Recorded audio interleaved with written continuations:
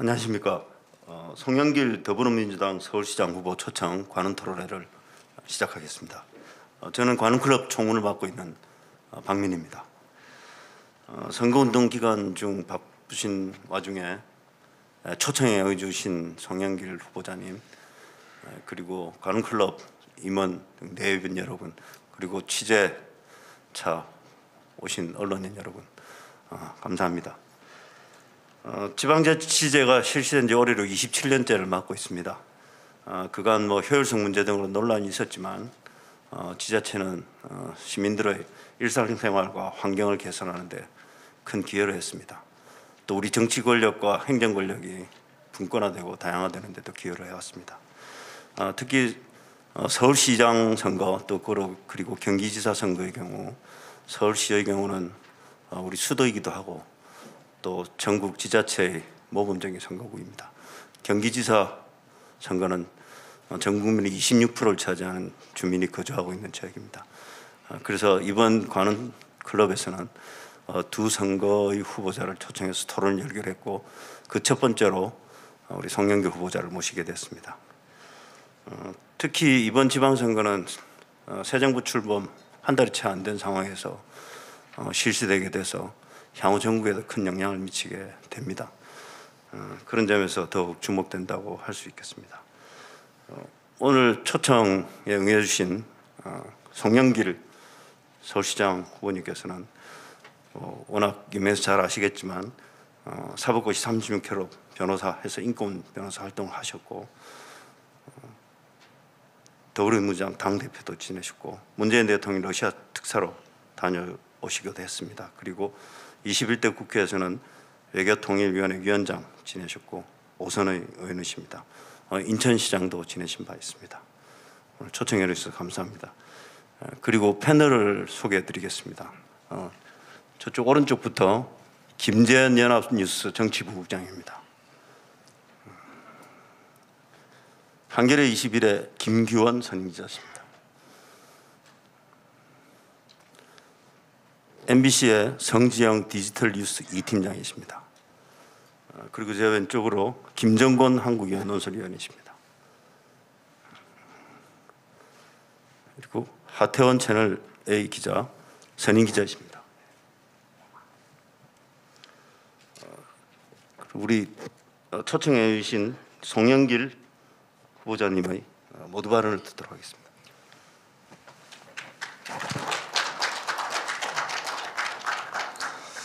존경하는 서울 시민 여러분, 안녕하십니까? 역사와 문화를 전통을 자랑하는 이런 관훈 클럽에 이렇게 초청되게 돼서 영광으로 생각합니다. 10개월 전에 제가 민주당 당 대표 시절에 이곳에 왔던 기억이 납니다. 오늘 이 귀한 시간을 통해 저의 서울에 대한 비전을 시민 여러분께 소상하게 알리도록 하겠습니다. 윤석열 대통령 취임식이 있었습니다. 축하를 드립니다. 어느 나라 대통령이든 취임을 하게 되면 그 취임사에는 나를 찍어주지 않는 국민도 마음을 헤아려서 하나로 국가를 통합시키겠다고 말하는 것이 일반적인 경우입니다. 미국 대통령도 누구든 리퍼블리칸이든 데모크라트든 푸른색, 빨간색을 가리지 않고 전 미국의 대통령이 되겠다고 이야기합니다. 우리도 마찬가지일 것입니다. 대한민국 대통령은 한 정파의 대표를 넘어서 국가 원수로 우리 국가를 대표하고 국민을 통합시켜야 될 헌법적 의무를 갖는 존재입니다.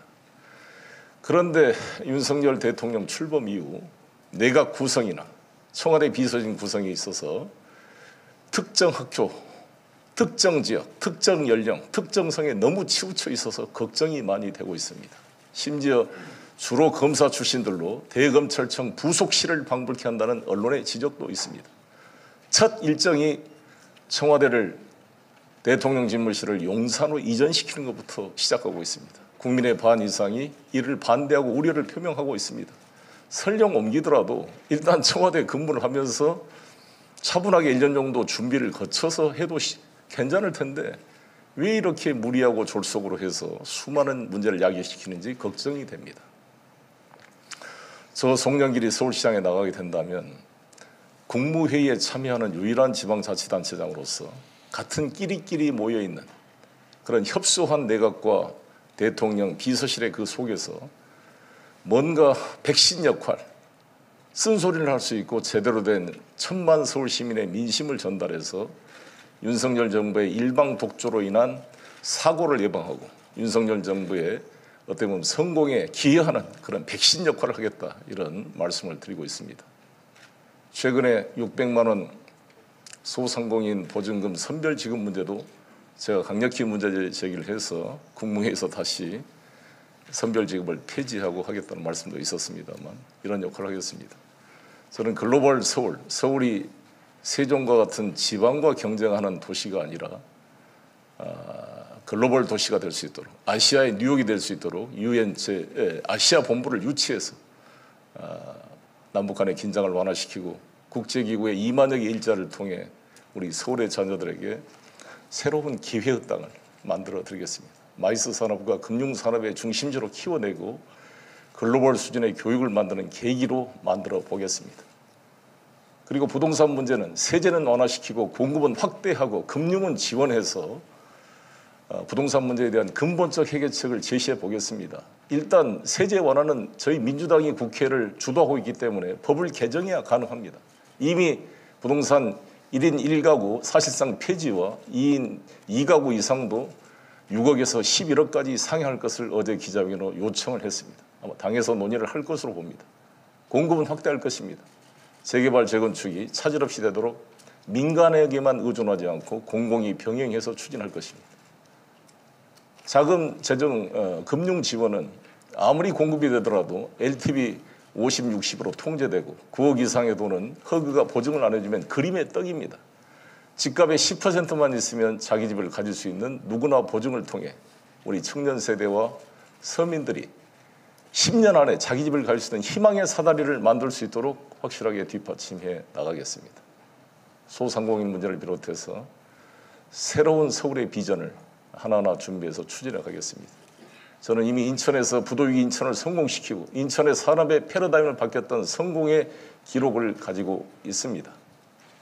이제 네 번째 도전하는 상대 후보에 비해서 새로운 창조적 에너지와 아이디어를 가지고 준비하고 있는 저에게 기회를 주실 것을 호소드리겠습니다. 감사합니다. 네, 감사합니다. 사실 이번 그 토론회 일정을 잡는 데 있어서 후보 선정과 선거일 간의 기간이 너무 짧아서 약간 무리하게 일정을 잡게 됐고, 오늘 이제 송 후보자님 초청해야 되는데 하필 오늘이 대통령 시정연설과 겹치게 됐습니다. 그래서 뭐 후보자로서는 상대적으로 관심을 좀 적게 받게 되는데 이 준비하신 기조연설을 상당히 강도 높게 오늘 또 비판을 해주셨는데 진행될 토론 결과가 주목이 됩니다. 과정이 말씀드렸다시피 서울시장 선거의 정치적 중요성이 상당히 큽니다. 또 이미 이명박 대통령의 경우 서울시장을 거쳐서 대통령이 당선된 바 있습니다. 그래서 또 송 후보자께서는 이미 당 대표도 역임하신 바가 있기 때문에 먼저 정치 분야에 대한 질문으로 오늘의 토론을 열어갈까 합니다. 김정곤 논설위원께서 시작해 주시겠습니다. 네. 공천 과정에서 후보자님한테 대한 당내 반대가 좀 심했습니다. 대선 패배 책임을 진 당 대표가 곧바로 지방선거 출마하는 것에 대한 이것을 두고 부적절하다 이런 지적이 많았는데요. 여기에 대해서 이걸 수용하실 수 있는지 이런 지적을. 더군다나 후보자님 올 초에 총선 불출마 선언을 하셔놓고 총선 불출마로 86 세대 동료들에게는 용태를 촉구하는 식으로 말씀하셔놓고 지방선거에 나오는 게 이율 배반이다. 뭐 이런 지적도 있습니다. 이런 평가에 대해서 어떻게 생각하십니까? 네, 수차례 제가 답변을 드렸습니다만 제가 정계 은퇴 선언을 한 게 아니고 불출마 선언이라는 것은 동일 지역구에 4선 이상 출마를 금지시키자는 것이 열린민주당과의 통합의 조건이기도 하였고 당내 젊은 의원들의 정치혁신 프로그램의 제한 사항이었습니다. 그래서 저는 그 내포되어 있는 취지는 제가 5선을 했던 인천 계양구의 새로운 분에게 기회를 제공하고 저는 당을 위해서 당에 기여하다가 험지라도 당이 요구하면 나갈 수 있다는 그런 자세가 내포되어 있다고 생각합니다. 그렇지 않겠습니까? 제가 지금 뭐 정계 은퇴를 할 그런 나이도 아니고 이 경험을 국가를 위해 써야 될 아직 열정과 에너지가 있다고 저는 생각하고 있기 때문에 그렇습니다. 그런데 이번 서울시장 선거는 아시다시피 너무나 어려운 선거이고 대선 때도 경기 서울은 이겼지만 서울은 4.8% 패배한 곳입니다. 아무도 선뜻 나서는 사람이 없었습니다. 전직 당대표를 지낸 사람으로서 이 1,000만 서울 시민의 이 도시를 저희 제1당인 민주당이 사실상 포기하는 그런 행태를 취한다는 것은 지지자와 국민에 대한 도리가 아니라고 판단했기 때문에 이 어려움을 감수하고 국회의장에 나갈 수 있는 위치고 실제 2년의 현역 의원의 임기가 나왔는데 이거를 포기하고 이 결단을 통해 나왔다는 그런 말씀을 드리고 당내 분란 과정이 있었던 것은 이제 다 끝났기 때문에 제가 저희 부족함으로 잘 포용을 해서 하나로 모이고 김민석 의원도 이제 우리 선대위원장이 합류해서 열심히 같이 뛰고 있다는 보고의 말씀을 드리겠습니다. 그리고 그와 관련해서 연결되는 질문인데요. 아마 출마 과정에서 많이 들으셨을 겁니다. 네. 후보자님은 정치적 고향이 인천이지 않습니까? 네. 인천에 정치적 그 연고를 두신 분이 지금 서울에 출마하시면서 과연 이게 적절한가? 그리고 서울은 연고로 따지면은 사실은 대학 나온 연고밖에 없는데 서울시장 후보로 출마한 게 명분이 과연 있는가라는 지적이 많습니다. 더군다나 그러면서 저 후보자님은 태영호 의원이 그 북한 출신이 네. 그 탈북을 해서 내려와서 국회의원 출마한 것도 있는데 그게 무슨 그 문제냐 이런 말씀을 하셨습니다. 그 태영호 의원까지 빗댄 거는 조금 억지스러운 빗댄 비유가 아니신가요? 일단 이 서울은 지방 중에 하나가 아니라 대한민국의 수도이고 글로벌한 도시입니다. 서울은 우리 전체 팔도 백성이 모여서 새로운 희망을 꾸고 있는 그런 희망의 도시이고 우리의 미래로 가는 도시라고 생각합니다. 여기서 그러한 것을 따지는 문제인가 생각이 들고요. 우리 정치인들이 사실 이 윤석열 대통령께서도 자신의 부친이 충청도라고 충청의 아들이라고 이야기하고 있지 않습니까? 저는 서울에서 대학을 나왔고 제 아내는 서울 토박입니다. 서울서 초중고 태어나서 초중고 대학을 다 나왔습니다. 제 아들 딸도 다 서울에서 대학을 나왔고 저는 학생운동으로 서대문 구치소에서 수용이 됐고 고시 공부는 신림동 고시촌에서 했고 봉천동에서 제 아들을 낳았고 그리고 서초동에 사법연수원을 다녔습니다. 그걸 떠나서 우리 인천과 서울은 하나의 메가시티입니다. 하나의 통합생활권입니다. 유승민 의원도 대구에 있다가 경기도로 오셨고 홍준표 의원도 경남지사를 하다가 대구로 가서 대구시장을 하겠다고 하는 거 아니겠습니까? 거기도 부울경 대구하고 다 인천과 서울보다는 더 거리가 먼 것이 아니겠습니까? 오세훈 후보께서도 강남구에서 국회의원을 하시다가 종로구로 갔다가 지금 광진구로 가 있습니다. 적어도 그래서 저는 오세훈 시장이 왜 지역구를 옮겼냐고 저 지적하지 않습니다. 왜 서울시장을 하셨기 때문에. 저 역시 당대표를 했기 때문에 우리나라 전체를 고민했던 거 아닙니까? 제가 국회의원이라는 것은 우리가 국회의원 당선 선서를 할 때 지역부의 이익보다는 국가의 이익을 우선하도록 제가 선서하도록 되어 있습니다. 따라서 저는 인천 의원이었지만 가덕도 신공항의 필요성을 강력히 주장을 해왔고 서울의 부동산 문제에 대해서도 일관되게 제가 주장을 해왔던 것입니다. 그렇게 말씀드리고 우리 안철수 후보도 성남 여기 노원구에 있다가 지금 저쪽으로 출마하시는 거 아니겠습니까? 그런 면에서 적어도 송영길이 인천시장을 넘어서 당대표로 전체 문제를 고민해왔고 또 인천과 서울은 하나의 메가시티다 이런 점을 강조하고 싶습니다. 네, 잘 알겠습니다. 그리고 다음은 조금 무거운 질문 좀 드리겠습니다. 최근에 민주당에서 박완주 중진 의원이시죠. 성비 사건이 나서 사실 모든 사람들이 충격을 받았는데요. 따져보니까 사건 발생 자체가 보니까 후보자님이 당대표 시절인 지난해 말이었던 것 같고 불거진 것도 아마 제가 알기로도 당대표 시절이 후보자님 당대표 시절인 걸로 알고 있습니다. 이 부분에 대해서 혹시 그때 당대표로서 사과하실 의향은 있는지 그리고 민주당에서 왜 유독 이런 민주당에서만 성범죄 사건들이 많이 발생한다고 보시는지 그 원인을 한번 분석해 보시면 어떻게 하실지 좀 궁금합니다. 네, 아무튼 이 문제에 대해서는 정말 송구스럽고 죄송하다는 말씀을 드리고 있을 수 없는 일이다. 특히 자기가 지휘 감독하에 있는 이런 비서와 이런 일이 발생하게 대해서는 어떤 이유로도 변명하기 어려운 문제가 아닌가. 그래서 저희 당에서는 즉각 제명 조치를 취했고 국회 윤리에 제소를 해놓은 상태입니다. 저는 본인이 이 문제에 책임을 지고 의원직을 사퇴하는 게 마땅하다 이렇게 발표한 바 있습니다. 이것을 이제 야당에서는 이제 국민의힘에서는 송영길이 당대표 때 이걸 몰랐냐 그런 말씀을 하는데 이걸 제가 알았으면 이걸 방치를 했겠습니까? 이게 언론에 보니까 4월 말에 우리 윤리감찰단에 처음으로 피해자가 제보한 것으로 알려져 있고 당 지도부에서는 접수하자마자 신속하게 제명 조치를 한 것으로 알고 있습니다. 예를 들어 양양자 의원 같은 경우는 본인 문제도 아니고 보좌관의 자기 지역구 사무국장의 성 논란이었지만 제가 즉각 윤리에 조사해서 제가 당대표 때 제명 조치를 취했다는 말씀을 드리고 이뿐만 아니라 12명의 국회의원이 국민권익위에 부동산 문제 의혹이 있다는 이유로 검찰 수사 결과도 아님에도 불구하고 12명을 다 탈당이라고 요구하는 극단적인 제가 조치를 취했습니다. 그렇지 않습니까? 내가 이걸 용납할 수가 있었겠습니까? 그래서 이 문제는 정치 공세고 저로서는 제가 이것을 파악했을 때는 즉각 조치를 취했을 것이다. 이 여부를 떠나서 당 대표를 지냈던 사람으로 국민 여러분께 다시 한번 사과드리고 이런 문제가 재발하지 않도록 철저하게 반성과 발본 근본적 처방이 필요하다 이렇게 생각합니다. 제가 질문드린 두 번째 질문에 답변을 안 주셨는데요.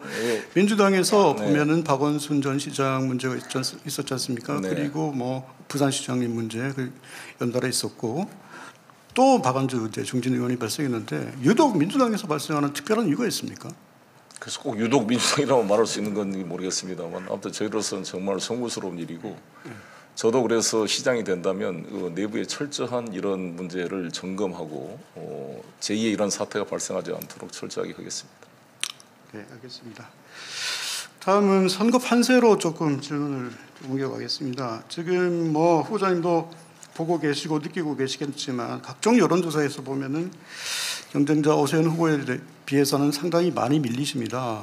오 후보는 거의 한 50% 가까이 나오는데 우리 후보자님은 뭐 30% 안팎 정도로 나오십니다. 이 지금 판세를 인정하시는지 그리고 이런 판세가 나타나는 원인은 본인 생각에 이유가 뭐라고 생각하는지 좀 말씀해 주십시오.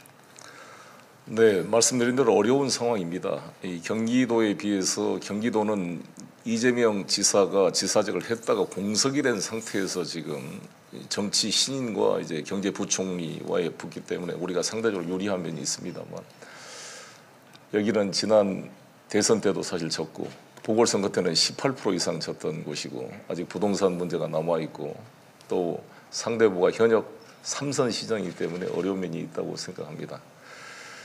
그러나 제가 이제 앞으로 남은 기간 동안에 저의 서울에 대한 비전을 쭉 제시해 나가겠습니다. 지금 역대 시장 중에 4선 시장이라는 사람이 한 분도 없습니다. 미국도 루즈벨트 대통령 말고는 한 분도 없습니다. 그래서 굳이 세종대왕 같은 분이 아닌 이상 루즈벨트 같은 분이 아닌 이상 4선을 시킬 필요가 있겠는가. 저도 광역자치단체장을 해보니까 한 4년만 하더라도 에너지가 고갈되고 아이디어가 고갈됩니다. 새롭게 준비되어 있는 저 송영길에게 기회를 준다면 한강 르네상스, 세빛둥둥섬, 디자인 서울 같은 추상적인 게 아니라 UN 아시아 본부를 유치해서 서울을 비포 애프터로 나눠지게 근본적 전환기를 만들어 보겠습니다.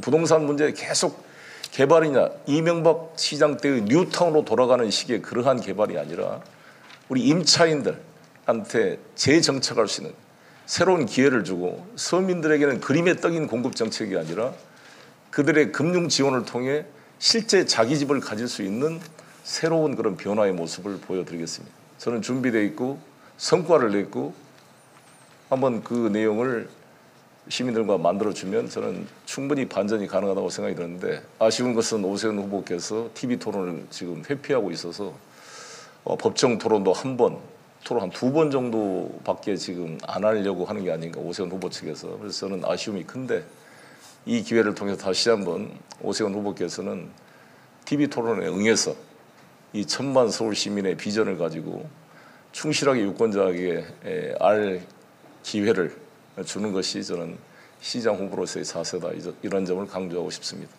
네, 알겠습니다. 후보자님께서는 만약에 TV 토론에서 양자 토론만 하시면 충분히 반전 가능하다고 그런 말씀하시는 것 같은데 과연 그러면 지금 판세를 뒤집을 반전의 빛의 비책이랄지 오세훈 후보와 비교해가지고 이거는 정말 대체 불가능한 내가 강점이 있다라는 대목이 있으면 설명을 좀 해주시겠습니까? 가장 핵심이 부동산 문제인데 저는 부동산은 세제 완화, 공급 확대, 금융 지원을 했습니다만 실제로 오세훈 후보가 지금 1년 전에 보궐선거 때 내갔던 슬로건이 처음부터 능숙하기였습니다. 자신은 2번 재선 시장을 했기 때문에 보궐선거에 당선되면 바로 일주일 안에 집값을 잡겠다고 큰 소리를 쳤습니다. 처음부터 능숙하게 자기는 이미 준비되어 있다. 그런데 이번에 쭉 발표한 것인가 1년 내내 그림을 그렸더라고요. 2030 플랜. 1년 내내 그림만 그렸습니다. 처음부터 능숙하게 준비된 후보가 아니라 이렇게 거칠게 화려하게 그림을 그리는 시장과 실제로 팔을 걷어붙이고 문제를 해결하고 성과를 만들어낸 후보와의 그런 대비라고 생각이 듭니다. 저는 유엔 아시아본부 유치가 그런 결정적 계기를 만들어줄 수 있을 거라고 보여지고 부동산 문제에 대해서 말씀한 대로 획기적인 세제 완화 문제가 실제 우리 민주당이 수용을 해서 추진이 될 것입니다. 입법 조치로. 그리고 지금 공급 확대 문제는 강동구 둔촌동 12,000세대가 지금 공사가 진행되다가 중단이 됐습니다. 공사비 논쟁 때문에 그렇습니다. 조합 내부의 논쟁 때문에 그렇습니다. 서울시가 올해 공급해야 될 주택이 2만 호 정도에 불과합니다. 매년 8만 내지 10만 호가 공급돼야 되는데 형편없이 관리되고 있다 이렇게 생각합니다.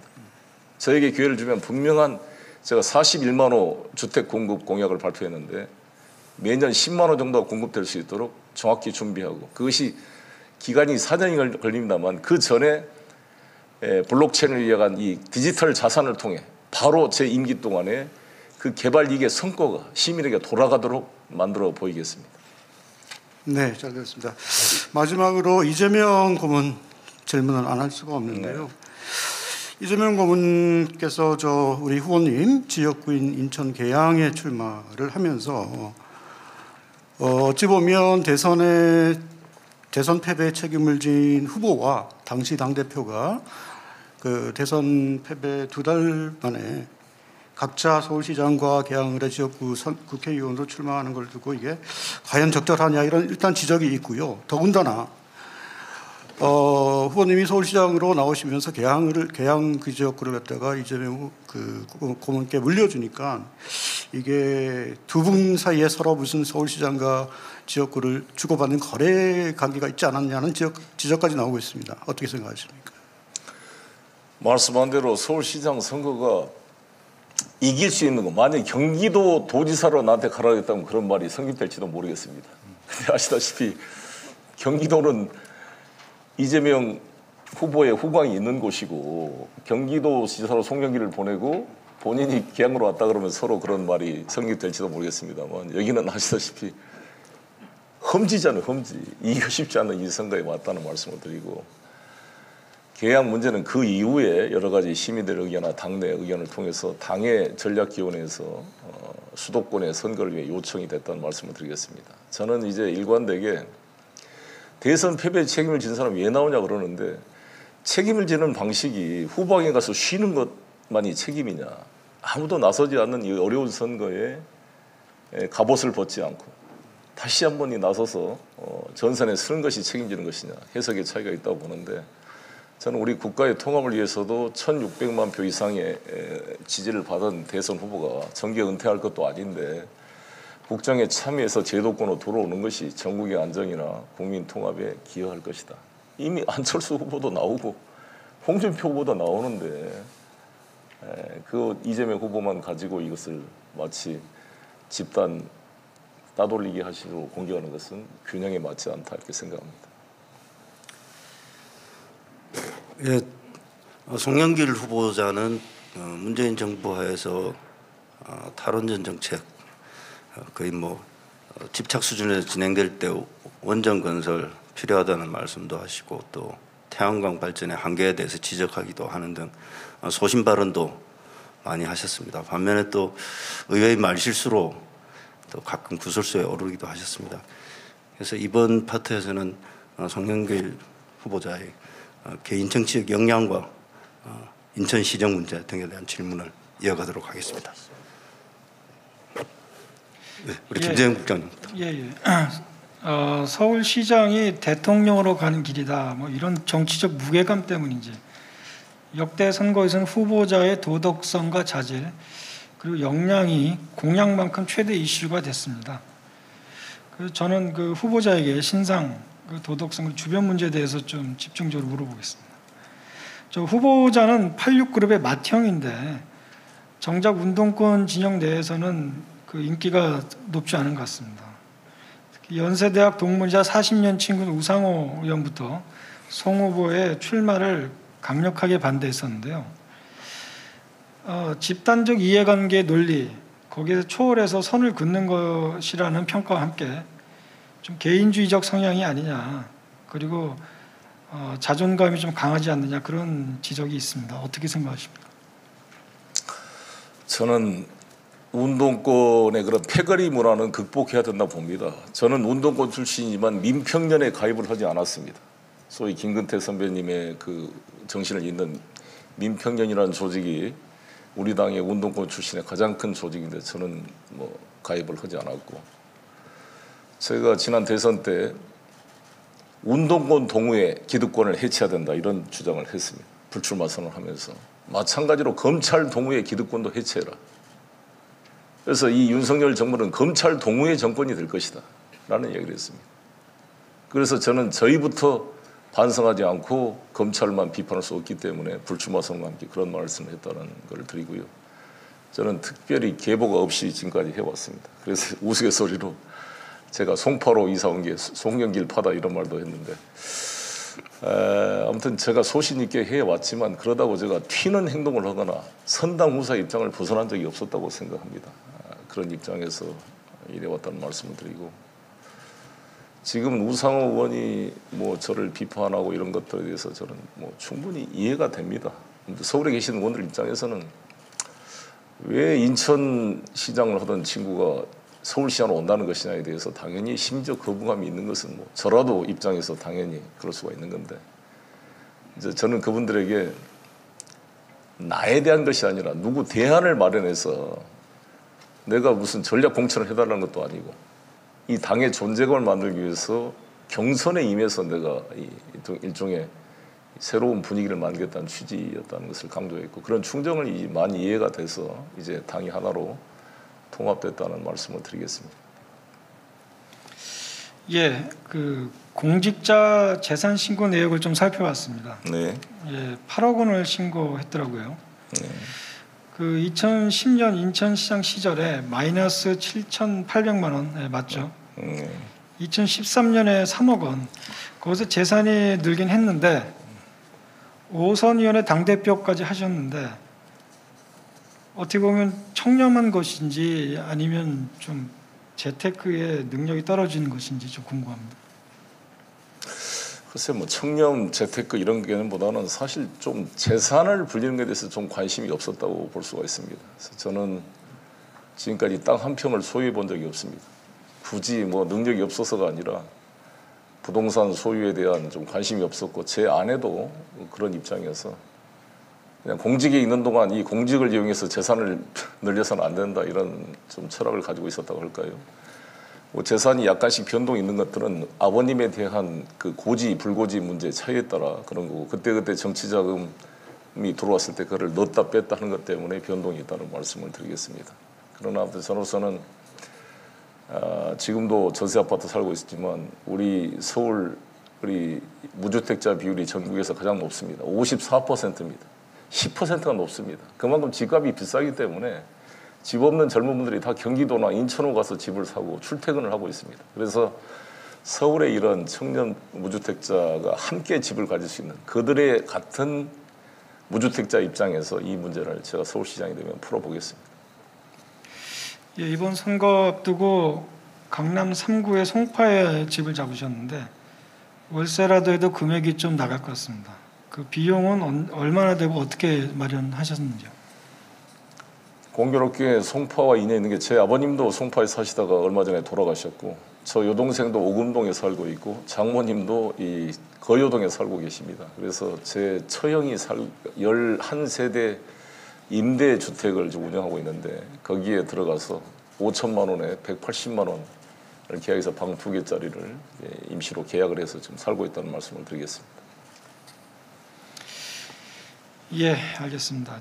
그 인천시장 선거에 나섰을 때 그 당시 한나라당 안상수 시장이 8년간 부채 7조 원의 빚잔치를 벌였다 이렇게 비판했었는데 4년 후 보니까 퇴임 때 그 인천시 빚이 더 늘어난 것으로 알려져 있습니다.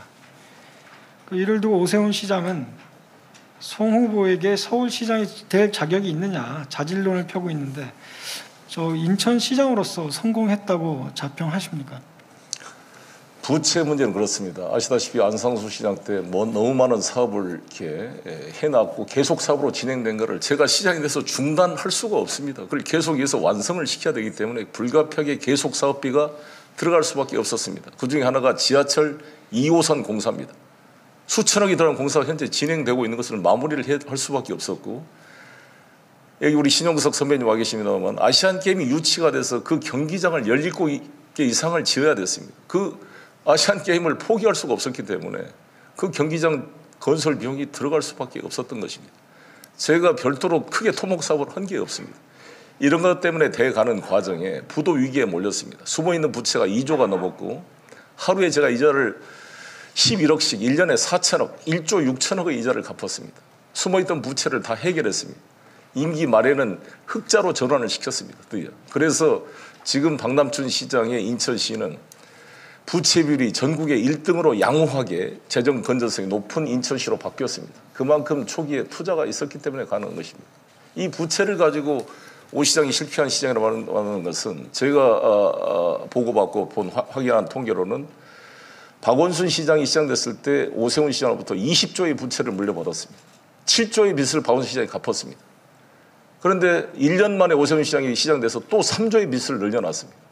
그 빚의 내용이 도대체 어떤 빚인지 분석을 해봐야 됩니다. 송영길의 부채는 인천의 산업의 토대를 바꿔놨습니다. 삼성 바이오로직스 유치를 통해 SK 바이오사이언스가 최근에 유치됨으로써 셀트리온과 동아제약, 아지노모토와 함께 세계 최고의 바이오 시밀러 단지를 만들어냈고 세계 녹색기후기금, 뉴욕 주립대 FIT, 체딕 스쿨을 비롯한 국제학교를 유치했고 하나금융타운, BMW, 보잉사 훈련센터를 비롯해서 이 중후장대형 그런 그레이 이 회색 도시 인천을 글로벌한 도시로 바꿔냈다고 저는 생각합니다. 지금 박남춘 시장이 송영길 시장 때 만든 것 때문에 먹고 살고 있습니다라고 말할 정도로 인천의 산업의 토대를 바꿔놨던 것에 대해서 자부심을 가지고 있습니다. 네, 그 2014년 지방선거 때 낙선하셔가지고 그 연임에 실패했는데 그 어떤 요인이었다고 생각하십니까? 그게 참 뼈아픈 지적인데 그때가 아시다시피 4.16 바로 그 해에 세월호 참사가 있었습니다. 너무 가슴이 아파서 선거운동할 기분도 안 났어요. 그래서 선거운동도 제대로 안 했습니다. 사실 검은 이 유세차도 하지 않고. 근데 그게 좀 저로서는 너무 나이브한 생각이었는데 선거는 선거대로 준비를 했어야 되는데 그리고 아시다시피 그때 선거는 이 정몽준 후보님이 서울시장으로 나왔고 유정복 후보님이 인천시장으로 나왔습니다. 당시 박근혜 정권 때는 정몽준 후보는 친박이 아니기 때문에 신경을 별로 안 썼습니다. 그런데 인천은 박근혜 후보님의 대통령이 비서실장 출신이라서 모든 청와대와 친박이 동원돼서 박근혜 대통령이 2번이나 인천의 재래시장을 방문하고 돌아가셨던 성완종 씨가 충청도 향후회로 선대위원장을 맡아서 엄청난 자금을 살포한 것으로 알려져 있습니다. 그 속에 제가 너무 안이하게 대응해서 1.8% 차로 졌습니다만 저는 질 거라고 상상을 하지 않고 너무 안이하게 대응했다가 그러한 석패를 당하게 됐습니다. 그래서 그러나 그것이 저로서는 또 그래서清華대학에 1년 공부하면서 새롭게 저 자신을 연단하는 겸허하게 저를 만드는 소중한 성숙의 계기가 됐다 이렇게 생각합니다. 예, 그 시장이 되면 그 도시재생 같은 박원순 전 시장의 정책을 그대로 계승하는 박원순 2기 시즌 2가 되지 않겠느냐 뭐 이런 그 지적이 있습니다. 그 이어받고 싶은 게 있다면 대략 어떤 것인지 간략하게 설명해 주시기 바랍니다. 박원순 시장께서 이명박 대통령 시장 때 만들었던 뉴타운 열풍을 조정하기 위해서 부동산 경기가 아주 침체됐으니까 2013년, 14년에 출구 전략으로 약 300여 개의 재개발을 취소하고 주민의 2분의 1 이상 동의를 하면 그런 절차를 취한 것은 불가피한 면이 있었다고 생각합니다. 그러나 추가로 재개발을 지정하는 것을 너무 소극적으로 하는 바람에 공급이 늦어져서 최소한 주택은 4년 이상의 그 기간이 필요한데 그때 적극적인 인허가 조치가 안 되는 바람에 지금 이 병목 현상이 발생한 것은 아쉬운 대목입니다. 그래서 저는 그런 재개발들은 촉진시켜서 박원순 시장 때와 다르게 하겠다는 말씀을 드렸는데 오세훈 시장과의 후보와의 차이는 오세훈 후보는 신통기획이라 해서 신속통과기획 통합기획으로 이 절차를 빨리 당겨서 민간 위주의 개발을 주도하겠다 하는데 저는 공공개발과 같이 균형을 맞춰서 잘 추진하겠습니다. 민간 개발은 중간에 수많은 법적 분쟁으로 공급이 차질이 될 위험성이 크기 때문에 그렇습니다. 병행해서 했던 차이가 있고 말씀을 드리고요. 잘한 것은 뭐냐? 강남에 비해서 강북의 이 지하철 인프라가 현저하게 약화되어 있습니다. 그래서 강북 발전이 이 강남과 강북의 소득 격차가 큰 문제가 되어 있어서 박원순 시장께서 제2차 철도망 계획을 통해 신강북선, 목동에서 청량리까지 강북 횡단선을 비롯해서 이런 경절천을 촘촘하게 넣어가지고 이 강북 지역의 어떤 역세권 개발을 추진한 건 너무 잘한 일이다. 이것을 저는 보완해서 강북 모두의 역세권을 만들겠다는 계획을 준비하고 있다는 말씀을 드리고 그다음에 따뜻한 행정으로 여러 가지 돌봄이라든지 서민들을 위한 배려하는 정책들은 뭐 시민단체 도덕적 해이 이런 분들 철저히 경계하고 해야겠지만은 잘한 것은 개성에 가겠습니다. 한 예로 제가 쪽방촌 동자동을 갔더니 여기 서울역 바로 맞은편 쪽입니다. 한 800에서 900의 쪽방촌 사람들이 살고 있는데 박원순 시장이 쪽방촌 상담소를 만들어서 그 쪽방에 사시는 분들이 샤워도 하고 이불 빨래를 대형 세탁기를 빛을 통해 할 수 있고 그래서 너무너무 고마워하시더라고요. 그런 좋은 따뜻한 서민들을 베푼 것은 잘 보완하겠습니다. 오 시장이 서민들을 위한다고 요즘에 노후주택에 가서 기자회견하고 이렇게 신경을 쓰는 것은 참 바람직한 일인데 그 내용은 대단히 거칠고 별로 선전용이 아닌가. 예를 들어서 안심소득하겠다고 막 그걸 서민용이라고 홍보를 하고 계시는데 500명 지금 정책 실험하고 있습니다. 또 6월 말에 한다는 500명. 이 1000만 도시 500명 가지고 이렇게 홍보를 하고 있습니다.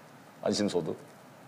그다음에 서울런을 론칭했다고 저소득층한테 막 이걸 사교육에 배움의 기회를 줬다고 어저께도 행사장에 홍보를 하시던데 그것도 내용을 보면 서울론 지금 대상자 5천에서 6천 명 정도이고 실제로 교재비가 많이 들어가서 1인당 64만 원 정도가 투입되는데 과연 이게 일타 강사들 이 강서료만 올려주는 게 아니냐는 비판이 같이 있다는 점을 지적하고 싶고 이러한 거칠의식에 보여주는 코스프레가 아니라 저는 실질적으로 서민들에게 직접적 이익이 돌아갈 수 있도록 하나하나 정책을 만들어 가겠습니다.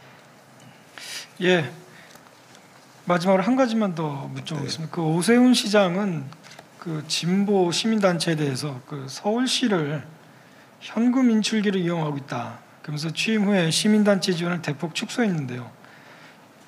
그 시민단체에 대한 어떤 지원 이런 방향에 대해서는 어떻게 좀 생각을 갖고 계십니까? 저는 예를 들어서 인천시장이 됐을 때 인천의료원이 매년 40억씩 적자가 났거든요. 홍준표 후보께서도 경남도지사 시절에 진주의료원이 적자가 난다 그래서 노조 핑계를 대고 진주의료원을 폐쇄시켜버렸습니다. 그런데 코로나가 발생했습니다. 공공의료가 턱없이 부족한 상황에서 우리 인천의료원이 최초의 제1호 코로나 환자 무안에서 온 중국 여성을 성공적으로 치료해서 보내가지고 그분이 돌아오면서 대한민국 의료 수준에 감동했다고 SNS에 글을 올려 언론에 보도된 바가 있습니다. 그래서 저는 어떻게 이야기를 했느냐. 40억 적자가 중요한 게 아니라 인천의료원이 돈 없는 우리 인천 시민들에게 어떠한 양질의 의료 서비스를 제공했는가 그 통계를 가져와라. 이 통계가 좋으면 나는 60억, 100억이라도 지원하겠다. 이런 자세로 행정을 해왔습니다. 마찬가지로 시민단체가 지금 각각의 복지 사업에 관여되어 있는 것들이 있는데 이것이 이 명분을 위해서 도덕적 해이나 예산에 누수가 없는지 철저히 점검해서 해야 된다고 봅니다. 그러나 이것이 가장 판단의 기준은 우리 시민들에게 얼마나 양질의 서비스가 제공되는가를 평가해서 해야 한다고 봅니다. 무조건 이게 무슨 적자가 나니까 ATM기다라고 그 열심히 일하는 사람들을 매도하는 것은 올바른 태도가 아니다 이렇게 생각합니다. 그 보충 질문을 좀 드리면 오세훈 시장이 그런 이제 평가와 정책의 변화를 이야기할 때는 사실은 이제 그런 분석들을 많이 받아봤고 실제로 그런 혈세 시민의 세금들이 누수되는 다양한 사례들이 이제 적발이 됐었거든요. 네. 그런 데 대해서는 좀 살펴보셨습니다. 그러겠습니다. 사안별로 제가 모든 것을 그렇게 일관성 된 게 아니라 사안별로 제가 보고를 받고 잘 체크해서 그런 누수를 막도록 하겠습니다. 예. 이 서울은 조선시대 한양 수도로 정해진 이후에 사대문 밖으로 그 소위 왕이나 대통령이 이렇게 벗어난 적이 없습니다. 근데 윤석열 정부 들어와서 대통령실이 용산으로 이전을 했습니다. 어떻게 보면 뭐 500년 이상의 서울의 가장 큰 변화가 이루어졌고 거기에 따른 문제가 여러 가지 발생할 걸로 예상이 됩니다. 그래서 다음 문제는 대통령실의 용산 이전에 관해서 좀 질문을 드려볼까 합니다. 우리 한겨레 김규원 선임지원께서 진행해 주시겠습니다. 안녕하세요. 한겨레 김규원입니다. 최근에 송 후보께서는 방송에 나와서 다음에 민주당 정권이 재집권하면 지금 현재 청와대로 다시 대통령실을 옮기겠다 이런 말씀을 하셨는데요. 전문가들한테 물어보니까 이미 시민들한테 이렇게 점점 개방되어 있는 이 시설을 다시 대통령실로 쓰기는 좀 어렵지 않겠느냐 이런 의견들이 많더라고요. 그래서 과연 그게 가능하시다고 생각하시는지 그리고 가능하지 않다면 어떤 뜻으로 말씀하신 건지 궁금합니다. 제가 원론적인 이야기가 약간 확대된 면이 있는데 부동산 임대차 계약에서 임대인의 동의 없이 임차인이 임차 목적물을 임의로 변경했을 때 기간이 종료되면 원상 회복 의무가 부동산 거래 표준 약관에 인쇄로 명시되어 있습니다. 그 원칙을 이야기한 것인데 예를 들어 임대인은 국민이고 임차인은 정권입니다. 5년 동안 임기를 헌법에 부여받았습니다. 그런데 윤석열 후보께서 선거 시절에 용산 시대를 한 번도 언급한 적이 없습니다. 광화문 시대라고 말씀을 했죠. 근데 당선되자마자 갑자기 용산 시대로 이야기를 해서 국민이 지금도 50% 이상이 반대하는 행위를 일방 추진하고 있기 때문에 심각한 문제가 있다. 그때 가서 판단할 문제라고 보는데요. 과연 이게 옮긴다고 이제 문제가 끝나는 것이냐. 지금부터 문제가 시작 아닙니까? 지금 이게 단순 용산 시민들의 교통 문제와 시위로 인한 그런 소음 공해 몸살을 앓고 있는데 그뿐만 아니라 저는 외교 국방에 심각한 문제가 노정이 되고 있다고 봅니다. 어떻게 외교부 장관 공간을 뺏어서 지금 관사로 쓸 수가 있습니까? 외교부가 지금 무슨 이 대통령 비서실장 공간을 가지고 이 정말 이 세계 10대 경제 대국에 걸맞는 외교 우전 행사를 할 수가 있겠습니까? 그리고 국방부를 5개로 쪼개고 만에 아크로비스에 주무시고 계신데 연평도 폭격 도발 같은 비상사태가 발생했을 때 아크로비스에서 용산에 있는 집무실까지 오는데 8분 걸린 그 기간 동안 어떻게 할 거며 당장 워룸으로 가서 이 재난 지하 벙커로 들어가면 지금 청와대 지하에는 60개의 회선이 연결돼서 실시간으로 전방 상황과 모든 게 모니터가 돼서 국군 통수권자가 지금 반격을 해야 될지 어디까지 해야 될지를 바로 지시를 할 수 있는 시스템이 되어 있는데 그게 하나도 지금 용산은 안 갖춰져 있습니다. 국방이 심각한 문제이고 그리고 저기 헬기장을 대통령이 전용으로 뺏어간 바람에 국방부 장관 합참의장 헬기장을 노들섬으로 옮기겠다는데 일반 시민에게 노출되고 개방된 곳에 국방부 장관 합참의장의 헬기가 뜨고 내리면 군사 기밀상 용납될 수 없는 행위일 뿐만 아니라 어떤 불순 세력의 공격으로부터도 노출되는 것입니다. 통수권자와 합참부장, 국방부 장관이 한 곳에 모여 있어서 적의 공격으로부터 한 곳에 타격이 될 수 있는 매우 위험한 상황이기 때문에 펜타곤과 화이트하우스를 한 곳에 모아놓는 그러한 문제가 있고요. 6,500명의 군인이 근무하고 있는 그 지역에 대통령이 들어가 있다는 것도 그렇고 무슨 구한 말도 아니고 조선시대 말도 아닌데 외국 군대 아무리 우방이라 그러지만 외국 군대 옆에 대통령 집무실이 있고 밖에서 보이지도 않고 이게 저는 본말이 청와대를 개방한다는데 대통령이 근무하는 공간을 개방해야 의미가 있는 거지 대통령이 떠난 자리 개방이라는 게 무슨 일부 의미가 있겠지만 그게 지속적 의미가 있을지 저는 의문이 큽니다. 당장 저는 교통체증 8분만 했다고 언론이 이야기했지만 그 대통령의 8분 출근 퇴근을 보장하기 위해 수십만의 우리 서울 시민들이 대기하고 기다리면서 지금 시간을 낭비하고 있는 큰 문제가 발생하고 있다고 봅니다. 네, 알겠습니다. 송 후보님 근데 죄송한데 조금만 짧게 네, 답변 네, 주십시오. 죄송합니다. 네. 질문할 게 많은데요. 네, 네. 네네. 그럼 결국 그 윤석열 대통령 이후에 그 대통령실 어디로 가야 됩니까? 용산에 그대로 있어야 됩니까? 아니면 청와대로 돌아갈 겁니까? 아니면 뭐 많은 전문가들은 이참에 세종시로 가는 계획을 세워야 된다. 그 민주당 정부에서 그런 계획을 지금 제대로 안 세워서 이런 일이 난 것 같기도 한데요. 어떻습니까? 그래서 지금 김민석 의원이 대통령 집무실에 관한 법률안을 준비하고 있는 것으로 알고 있고요.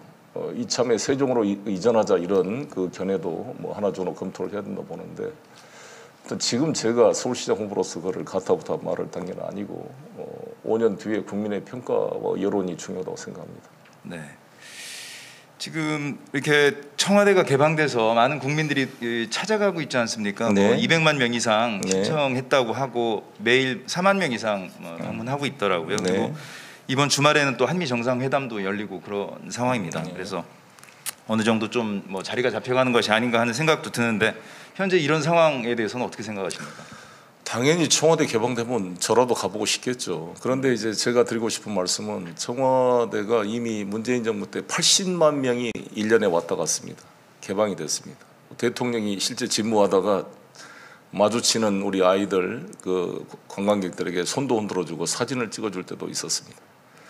화이트하우스도 그러고 영국도 마찬가지고 다 의사당이든 이 대통령 집무실이든 실제 근무하고 현재 국회가 열리고 있는 그 공간을 다 견학을 하고 있습니다. 우리 관광객들이. 근데 정작 이 청와대는 내주고 대통령이 실제 집무하는 육군 본부는 전쟁 기념관에서 보면 국방부 부속 건물이 크게 성냥갑처럼 가로막혀가지고 보이질 않습니다. 세계 선진국가 민주주의 국가에서 대통령 집무실이 외부에서 보이지 않는 나라는 우리나라밖에 없을 겁니다. 그렇게 될 겁니다. 다 사진도 찍고 관광객들이 저기가 대한민국 대통령이 근무하는 곳이다 이거를 볼 텐데, 저거를 그럼 이걸 헐어야 될 건지, 앞으로 그러면 의전 행사를 어떻게 할 것입니까? 외국 대통령이 왔을 때 취타되나 제대로 된 의전을 해야 될 텐데. 그래서 문재인 대통령께서 당선자 시절에 윤석열 당선인에게 그렇게 제안했다 그럽니다. 집무실은 그쪽으로 가더라도 영빈관이라도 활용을 하십시오. 영빈관에 샹들리에도 있고 좀 격식에 같은 의전을 할 만한 공간이 없어서 분명히 다시 이제 영빈관 만든다 그럴 겁니다. 용산에다 영빈관을 짓겠다. 또 관사도 또 지어야 될 텐데 혈세 낭비이고, 더구나 그 용산 그 땅은 아직 토양 오염 문제도 검증이 하나도 안 돼 있잖아요. 용산 기지가 지금 10%밖에 반환이 안 돼 있습니다. 심각한 차질이 발생할 겁니다. 용산 이전에. 용산을 우리 시민에게 역사문화 생태 공간으로 돌려주기 위해서 관련 특별법까지 만들어져 있는데, 사실 용산공원을 대통령 집무실이 뺏어간 꼴이잖아요. 되로 주고 말로 받는 식의 그러한 문제가 아닐까 생각합니다. 네네. 사실 뭐 비판적인 의견이 이 대통령실 용산 이전에 대해서는 굉장히 많은데요. 최근에 그 윤석열 대통령이 뭐 출근 시에 기자들과 그 문간에서 이렇게 만나서 대화를 나눈다든가, 또는 같은 그 층에서 뭐 비서실장이나 수석들과 이야기를 나누는 뭐 이런 모습 같은 거, 이런 건 또 좀 좋은 풍경으로 사람들이 긍정적으로 보기도 하거든요. 이런 점에 대해서는 어떻게 생각하십니까? 과거에 문재인 대통령이나 민주당 정부에서 좀 잘 못 보여줬던 것 같은데요, 이런 모습. 다 정권 초기에는 전부 다 그런 모습이 나옵니다. 다 뭐 칭찬하고, 그때도 뭐 문재인 대통령이 와이셔츠 바람에 같이 대화하고 뭐 청와대 직원들하고 군내 식당에서 밥 먹고 이런 걸 가지고 엄청 홍보를 하고 뭐 박근혜 때와 다르다고 난리를 쳤습니다. 근데 문제는 저는 대통령께서 그러한 그 코스프레가 중요한 게 아니라 국민과 소통하는 것은 정기적으로 언론 프레스를 해야 된다고 봅니다. 미국 대통령처럼 포디움에 나와서 정기적으로 대통령이 직접 이야기를 하고 질문을 받아야 그게 소통하는 거지. 저렇게 남대문에 어디 가서 시장 본다, 이게 하나의 쇼가 아니라 그거 한 번 하려면 얼마나 많은 경호원들이 고생을 해야 되고 하겠어요. 우리 오세훈 후보께서도 시장 시절에 제대로 언론 접촉을 안 해서 제가 들어보니까 인터뷰를 한 적이 없다고 그러더라고요. 저는 시장이 되면 정기적으로 언론 프레스를 통해서 직접 시장이 기자들의 질의에 답하고 시정 현안을 설명하도록 하겠습니다. 네네. 그 좀 전에 용산공원 말씀 잠깐 해주셨는데요. 용산공원 그 추진하는 과정에서 사실은 가장 큰 걸림돌이 된 게 국방부 합참, 그다음에 한미연합사였습니다. 그래서 용산공원 지도를 보시면 누구나 알 수 있듯이 허리 부분이 한 반쯤 잘려 있습니다. 근데 여기를 다시 이제 그 대통령실이 차지하게 된 것이죠. 네. 앞으로 윤석열 대통령 이후에 이 대통령실을 어떻게 해야 될까요? 거기에 계속 둬야 됩니까? 아니면 정리를 해서 뭐 이를테면 국방부나 합참은 뭐 계룡대라든가 저쪽 그 수방사 쪽으로 보내고, 그다음에 청와대는 또 대통령실은 그 적절한 곳으로 옮겨서 좀 온전한 용산공원을 조성해야 하는 것인지 의견을 묻고 싶습니다. 저는 이 외교부와 국방부가 저렇게 징발돼서 이렇게 됐는데 저 문제를 해결하기가 쉽지 않을 거라는 고민이 큽니다. 제가 시장이 되면 태스크포스팀을 만들어서 수많은 외교 국방 전문가들과 또 도시계획 전문가들의 의견을 수렴해서 좀 풀어보겠습니다.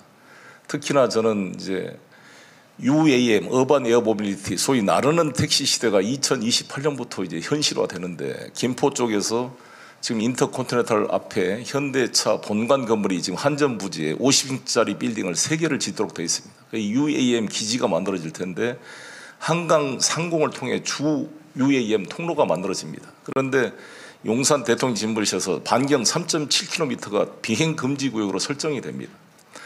물론 이렇게 웜홀처럼 이렇게 통로를 열어주겠다고 그럽니다만 그 통행 금지 지역에 그것도 대단히 불확실할 뿐만 아니라 미확인 비행체가 바로 대통령 진불실로 진입했을 경우에 식별, 감별해서 요격을 해야 되는데 그 반응 시간이 나오지 않는다 그럽니다. 심각한 저는 도시계획에 뒤틀림이 만들어지게 될 것이다. 이것에 대해서 저는 오세훈 시장께서는 오히려 용산시대의 새로운 기회가 열린다라고 용비어천가를 부르고 있는데 무책임한 태도다 이렇게 생각합니다. 저는 시장이 되면 우리 서울시 모든 용산 주민들의 의견과 전문가들의 의견을 수렴을 해서 윤석열 대통령과 만나 어떤 대안과 보완책에 대해서 진지하게 지혜를 모으도록 하겠습니다. 네네. 그 용산 개발 말씀하셔서 자연스럽게 여쭙겠습니다. 그 용산은 아시는 것처럼 많은 사람들이 미래의 땅이다 이런 얘기 많이 하고 있지 않습니까? 정비창이라든가 한강 주변으로 엄청난 그 개발 수요가 있습니다. 그래서 오세훈 시장도 이제 그런 말씀하셨던 거고요. 근데 사실 여기에 대통령실이 오면서 뭐 계속 부정하고는 있지만 굉장히 많은 제한이 가해질 겁니다. 그렇습니다. 예. 그 용산에 대해서 어떤 그 개발 계획이랄까 청사진 같은 걸 갖고 계신지 그리고 이런 어떤 제한 이런 걸 어떻게 극복할 것인지 좀 여쭙고 싶습니다. 저도 이제 나이 60이 다 돼갔는데 사람이 다 평소에 자기가 우선적으로는 가치를 가지고 하게 돼 있습니다. 그렇지 않습니까? 대통령이 되면 선거자는 좋은 이야기 많이 하지만 되고 나면 자기가 평소에 중요하다고 생각부터 먼저 합니다. 바로 우리 윤석열 대통령께서도 바로 용산 이전부터 하는 걸 보면 느낄 수가 있는데, 오세훈 후보님도 평소에 자기가 생각하는 것, 한강 레상스, 세빛둥둥섬, 노들섬 오페라 하우스, 용산 국제복합기지, 이것도 이전에 이미 했던 거잖아요. 재선 시장 때 하다가 용산 사태 나면서 이게 취소됐던 거잖아요. 근데 다시 리바이벌 하고 있다고 생각합니다. 용산을 국제 업무지구로 만들어서 31조를 투입해서 서빙고동까지 다 해가지고 크게 하다가 결국 실패했던 거잖아요. 근데 여기 국제 업무지구를 만든다 그랬을 때 저는 막 건물만 지어놓으면 바로 무슨 막 외국 유명 회사들이 들어옵니까? 제가 인천시장 했을 때 보니까 청라, 영종도, 송도를 막 개발하고 아파트 숲을 만들고 건물을 지어놨는데 뭐가 유치가 안 되니까 유령도시라고 그랬습니다. 조선일보에서 송도를. 제가 가서 정말 죽을 힘을 다해서 GCF, 뉴욕 주립대, FIT, 조지 메이슨대, 겐트 대학, 삼성바이오 이런 것들을 계속 유치해서 새롭게 아파트 숲이 된 유령도시가 아니라 새로운 국제도시로 탈바꿈시켰습니다. 마찬가지로 이 용산 기지창에 막 건물을 때려진다고 국제 업무지구가 됩니까? 그래도 송도 같은 데는 경제특별자유국이라 지방세 면제, 5년 10년 면제라는 여러 가지 세제 특혜가 있고 땅값을 싸게 줄 수 있었으니까 유치가 되는데, 여기 비싼 땅값으로 어떻게 경쟁력 있는 회사를 유치할 수가 있겠습니까? 저는 불가능하다고 봅니다. 여기를 만들어 오면 여의도가 다 죽습니다. 공급 과잉으로. 여의도를 국제금융타운으로 만든다는데 KDB 산업은행 본점을 부산으로 옮기겠다는 윤석열 당선자의 공약에 대해서 단 한마디도 반대하지 못하는 오세훈 후보가 어떻게 서울을 국제금융도시로 만든다고 말할 수가 있겠습니까? 그래서 제가 UN 아시아본부 유치가 이러한 계기가 될 것이다. 용산 기지창 16만 평에 만약 유엔 본부를 유치하게 된다면 여기는 우리 서울시가 주도할 수 있는 것 아니겠습니까? 이게 된다면 주변이 유엔 관련 기구나 외교 수없는 그런 마이스 산업의 토대가 되고 변화가 만들어지게 되고 동시에 여의도와의 경쟁 관계 아니라 여의도를 국제금융센터로 보안법 강화로 홍콩에서 이탈하고자 하는 금융 핵심 기능들을 유치하는 결정적 계기를 만들 수 있다 이렇게 생각합니다. 알겠습니다. 그 민주당에서 지난 대선에 그 용산 공원 부지를 한 10% 정도 활용해서 네. 공공주택을 한 10만 채 정도 네. 청년이나 신혼부부 위주로 해서 대량으로 공급하겠다는 그런 대통령 공약을 내놓은 바가 있습니다. 물론 이거는 뭐 국가 부지니까 국가에서 결정할 일이지만 어쨌든 서울시장도 많은 권한이 있지 않습니까? 네. 그 정책을 다시 이 용산 공원 부지를 일부 활용하는 그 방안을 추진할 생각이 있으신지, 제안할 생각이 있으신지 묻고 싶습니다. 이번 제가 41만 호 프로젝트에 일부 정비창 등의 일부를 활용해서 청년주택 일자리 공급하는 내용이 들어가 있지만 그 대선 때 공약은 그대로 하기가 어렵게 됐습니다. 그리고 우리가 이미 정권을 잡지 못했고 대통령 집무실 이전한 상황이 변경이 되기 때문에 제가 서울시장이 된다면 이 공약을 기초로 그 보완점을 찾도록 하겠습니다. 근데 저희 이제 기존 고민은 어떤 거냐면 직주 근접도인데 직장과 주거를 가능한 짧게 연결해서 이 출퇴근 통근 시간의 번잡도와 비용을 줄여내는 것입니다. 송도를 그렇게 개발했던 건데 일자리, 놀자리, 잠자리가 한 곳에 컴팩트하게 모여져서 걸어가서도 골프장을 갈 수가 있고 걸어가서 직장을 자전거 타고 갈 수가 있고 바로 할 수 있는 그러한 도시를 만들어서 에너지 소비를 최소화시키고 시간을 줄이는 직주 근접 도시를 만들었는데 제가 서울을 세 군데로 나눠서 마곡지구는 IT 분야의 집중으로 만들어내고 용산 분야는 AI 분야, 홍태창, 홍릉, 태릉, 창동 쪽은 거기가 창동의 아레나와 이제 노원구 쪽은 거기가 바이오 분야가 들어갈 텐데요. 그렇게 특화시켜서 거기에 벤처기업을 유치하고 청년들의 주거가 같이 연결돼서 직주 근접도에 개발을 하겠다는 말씀을 드리겠습니다. 네, 마지막 질문입니다. 답변을 조금만 짧게 네, 해주십시오. 네, 예. 지금 청와대에 있던 이를테면 그 뭐 거의 모든 이제 시설과 인원이 용산으로 갔지 않습니까? 그래서 네. 청와대 뭐 본관이나 영빈관이나 뭐 춘추관이나 그 주변에 사실은 엄청나게 많은 그 경비 부대들 그 부지가 있습니다. 이 청와대와 청와대 그 주변의 산재한 부지들 앞으로 어떻게 해야 한다고 생각하십니까? 이를테면 그걸 다시 쓰려면 함부로 그걸 뭐 전용하거나 매각해서는 안 되는 것 아니겠습니까? 네, 제가 시작이 되면 그 주민들 의견과 전문가들 의견을 잘 수렴해서 이 용산 문제와 함께 연결시켜서 태스크포스팅을 만들어 준비하겠습니다. 네, 마치겠습니다. 제가 올해로 기자 31년 차인데 92년부터 정치 부치를 했습니다. 근데 어쨌든 대통령이 도어스텝으로 기자들과 매일 만나서 이렇게 토론하거나 질의응답하는 걸 본 적이 없습니다. 한 번도. 특히 문재인 정부 때나 박근혜 정부 때도 대통령 소통이 문제가 많이 됐고 또 현재 새로 설치된 용산의 대통령실과 이 사무실 설치 같은 거 보면 어떤 기대감을 불러일으키기도 합니다. 그래서 이걸 코스프레로만 볼 건가 그리고보다는 좀 더 많은 기대와 지지를 하는 것도 필요한 점이 있지 않나 이런 생각 들고 실제로 청와대 이전 문제는 뭐 문재인 대통령도 공약했듯이 구조가 근본적인 문제가 있고 또 공간의 의식을 결정하는 윤석열 대통령의 말을 꼭 지지해서가 아니라 어떤 새로운 변화의 계기가 됐으면 하는 점도 있는 것 같습니다. 한 말씀만 예, 하시죠. 예. 우리 박민 부장님께서 사대문 밖으로 대통령 왕국이 온 건 처음이다 이런 말씀을 주셨는데 의미심장한 지적이라고 봅니다.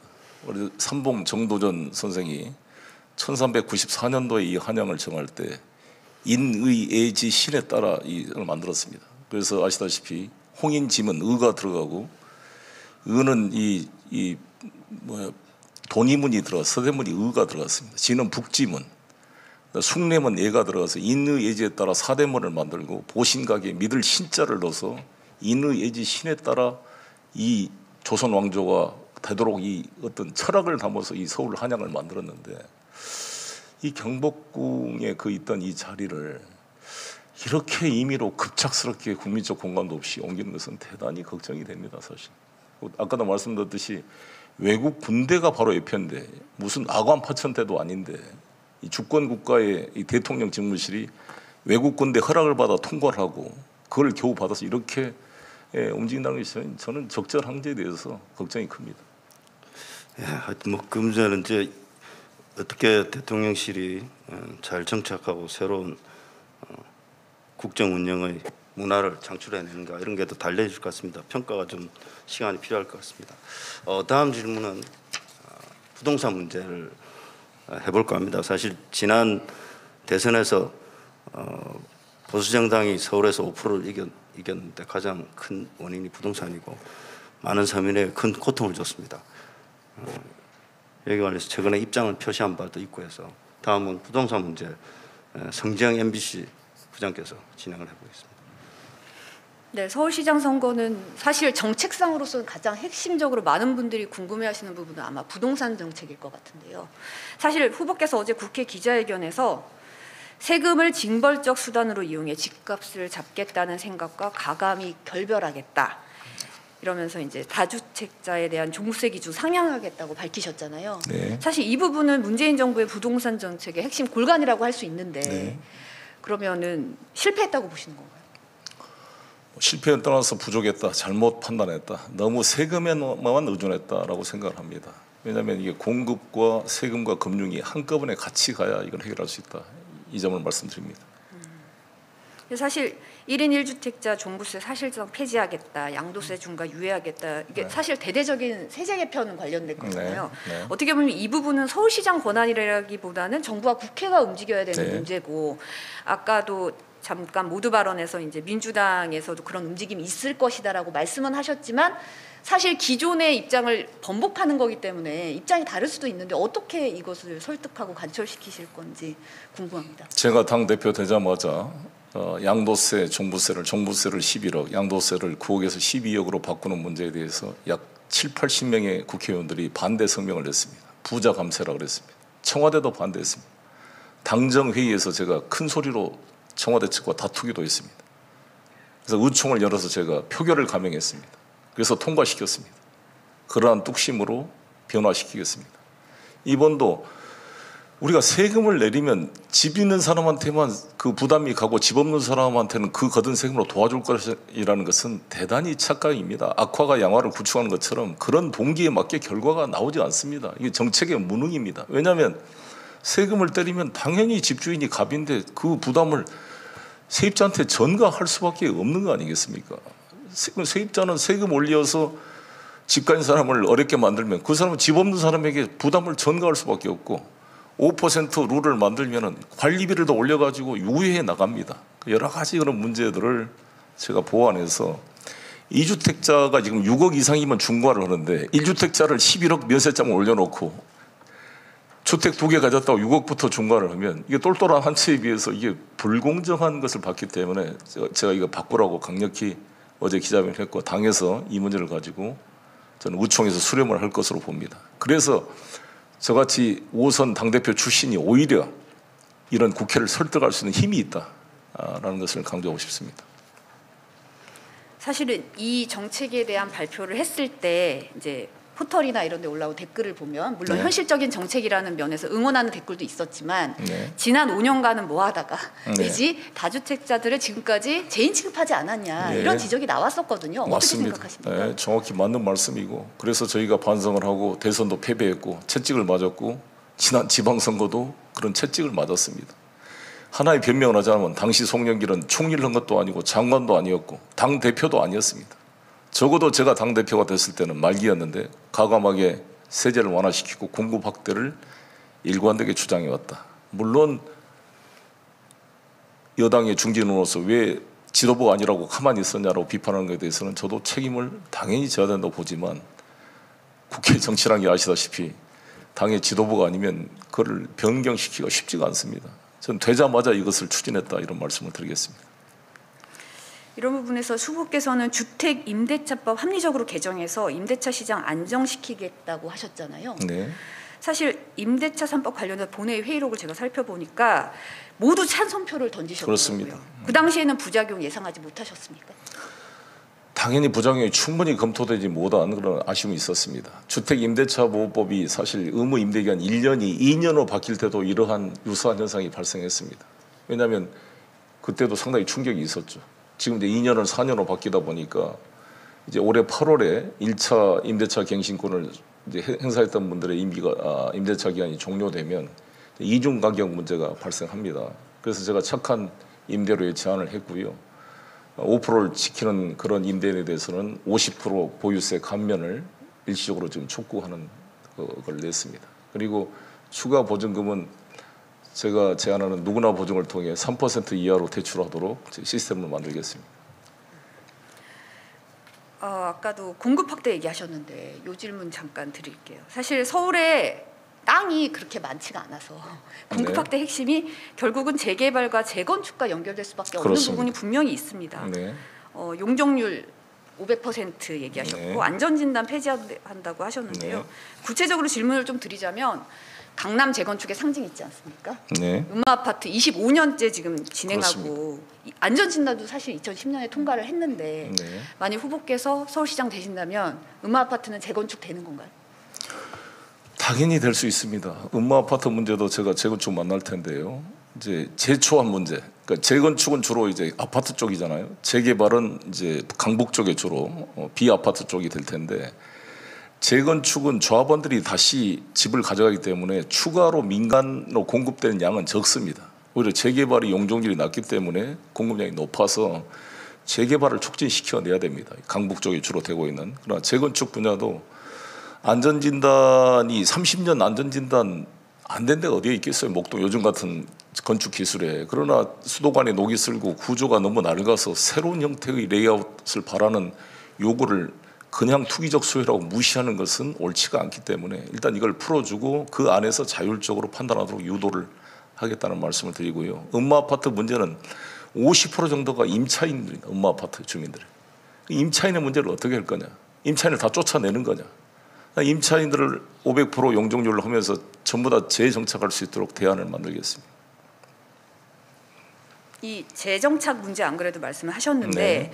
그때 음아파트 거주민 50% 이상의 세입자인 만큼 우선 입주권을 줘서 네. 쫓겨나지 않도록 하겠다라고 그렇습니다. 하셨잖아요. 네. 근데 사실 용적률 상향하고 가구수 늘리면 공사비가 더 들어가고 정비사업 핵심은 사실 소유자한테 있는 네. 건데 소유권이 없는 임차인에게 입주권을 주면 네. 분명히 부작용이 있을 거다 이런 지적이 나오고 있는데 부작용이 어떤 부작용일까요? 예를 들어서 뭐 예를 들어 내보내고 뭐 다른 사람을 들여보내서 분양권을 받는다든지. 아니 일단은 500%게 되면 일단 현재 평균 250% 용적률이 2배가 되는 거 아니겠습니까? 그렇죠. 그러면 조합원들은 일단 새로운 집에 자기 몫을 받고 추가되는 분을 분양해서 추가 이익이 생기는 거 아니겠습니까? 근데 그 분양자를 굳이 이 집 주인이 꼭 선택한 사람으로 하게 되는 그 문제에 대해서는 조정이 필요하다고 봅니다. 왜냐하면 500% 준 것 자체가 일종의 특혜를 주는 거잖아요. 근데 이제 거기서 논란이 된 게 재초안 문제, 즉 재개발 초과 이익 환수 문제가 조합원 1인당 3천만 원 이상 이익이 나올 때 20%씩 재초한 이 문제가 이제 가장 중요한 재개발의 걸림돌 중에 하나인데 이 액수를 상향해서 조정하는 문제를 검토하겠습니다. 그래서 같이 상생할 수 있도록 그리고 어찌됐건 분양이 누구한테도 분양을 할 텐데 거기에 바로 들어온 사람이 되면 전세금 인상의 그런 부작용이 있기 때문에 일정 기간 2년 거주하는 사람들에게 분양을 할 수 있는 기회를 준다는 것이 상생의 프로그램이다 이렇게 생각합니다.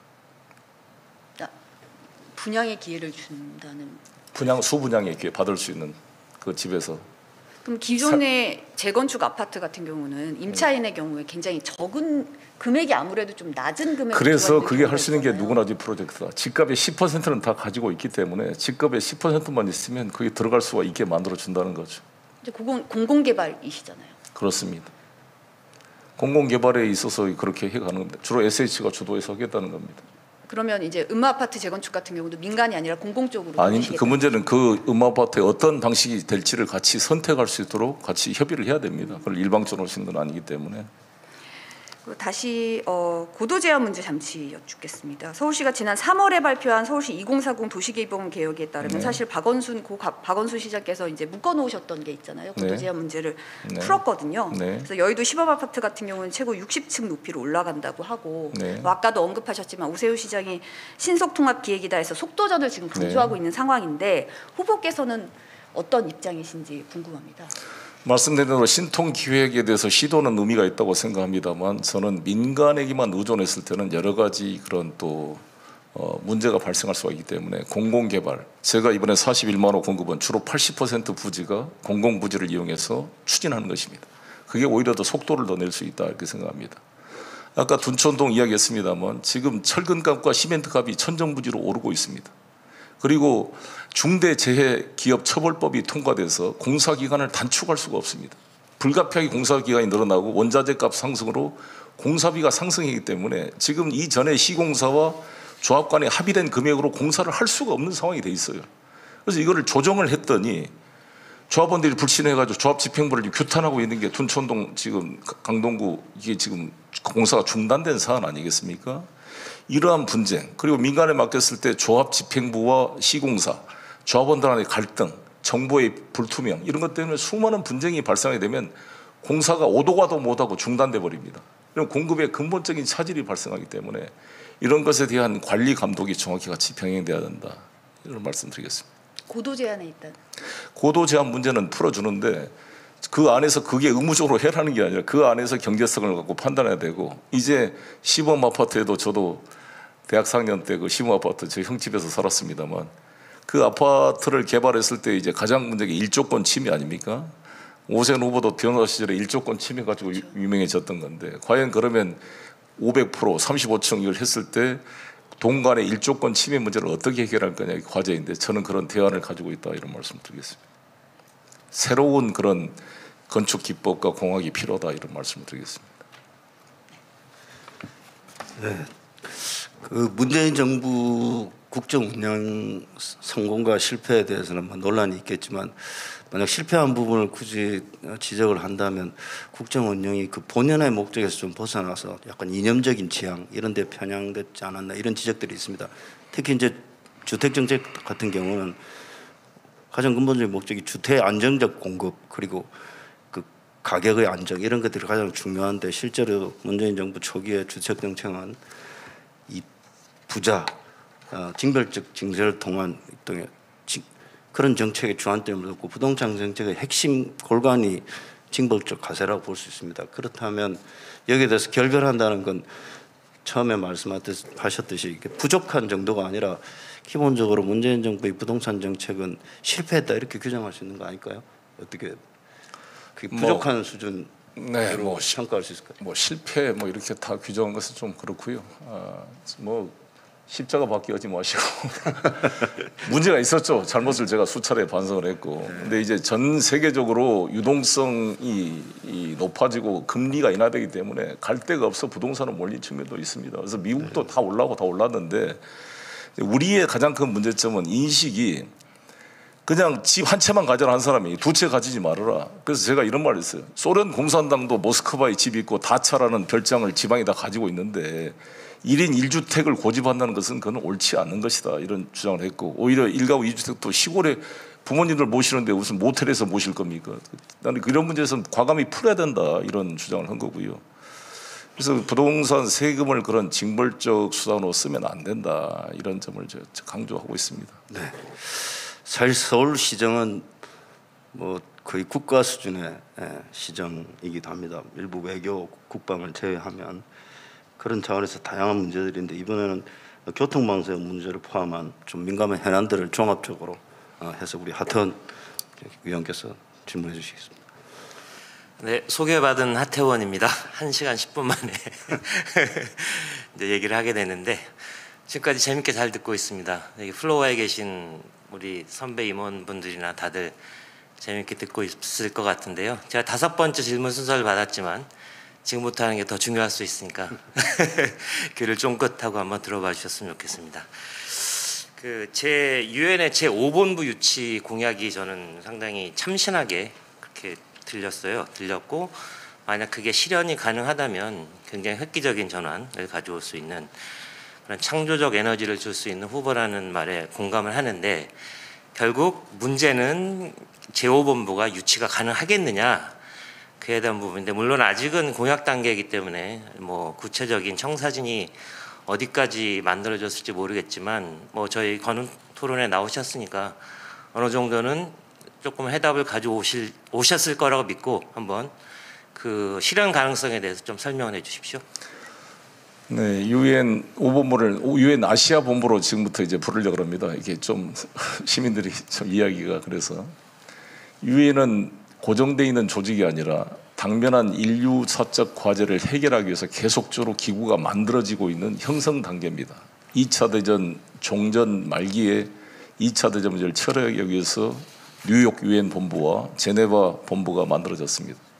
그 이후로 핵 문제가 발생하니까 핵 없는 세상을 만들기 위해서 오스트리아에, 그래서 쿠르트 빌트하임 분이 사무총장 한 시절에 오스트리아 외교부 장관 출신이었습니다.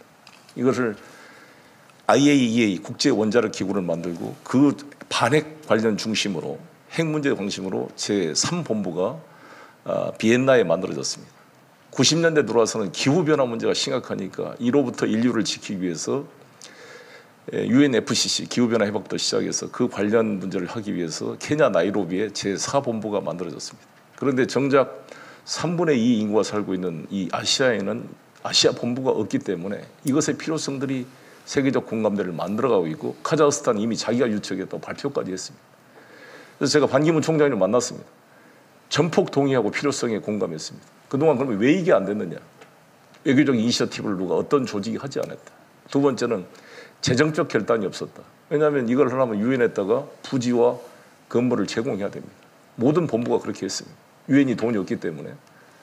그래서 저는 한 8천억만 투자되면 50층짜리, 30층짜리 3개 빌딩을 만들어서 토지 비용이 우리 서울시 토지가 한다면 충분히 재정적 결단을 할 수가 있고, 외교적 이니셔티브에 대해서는 새로운 아시아 본부에 필요한 것들에 대해서 제가 시장이 되면은 추진 본부를 만들어서 반기문 전 총장님이나 우리 외교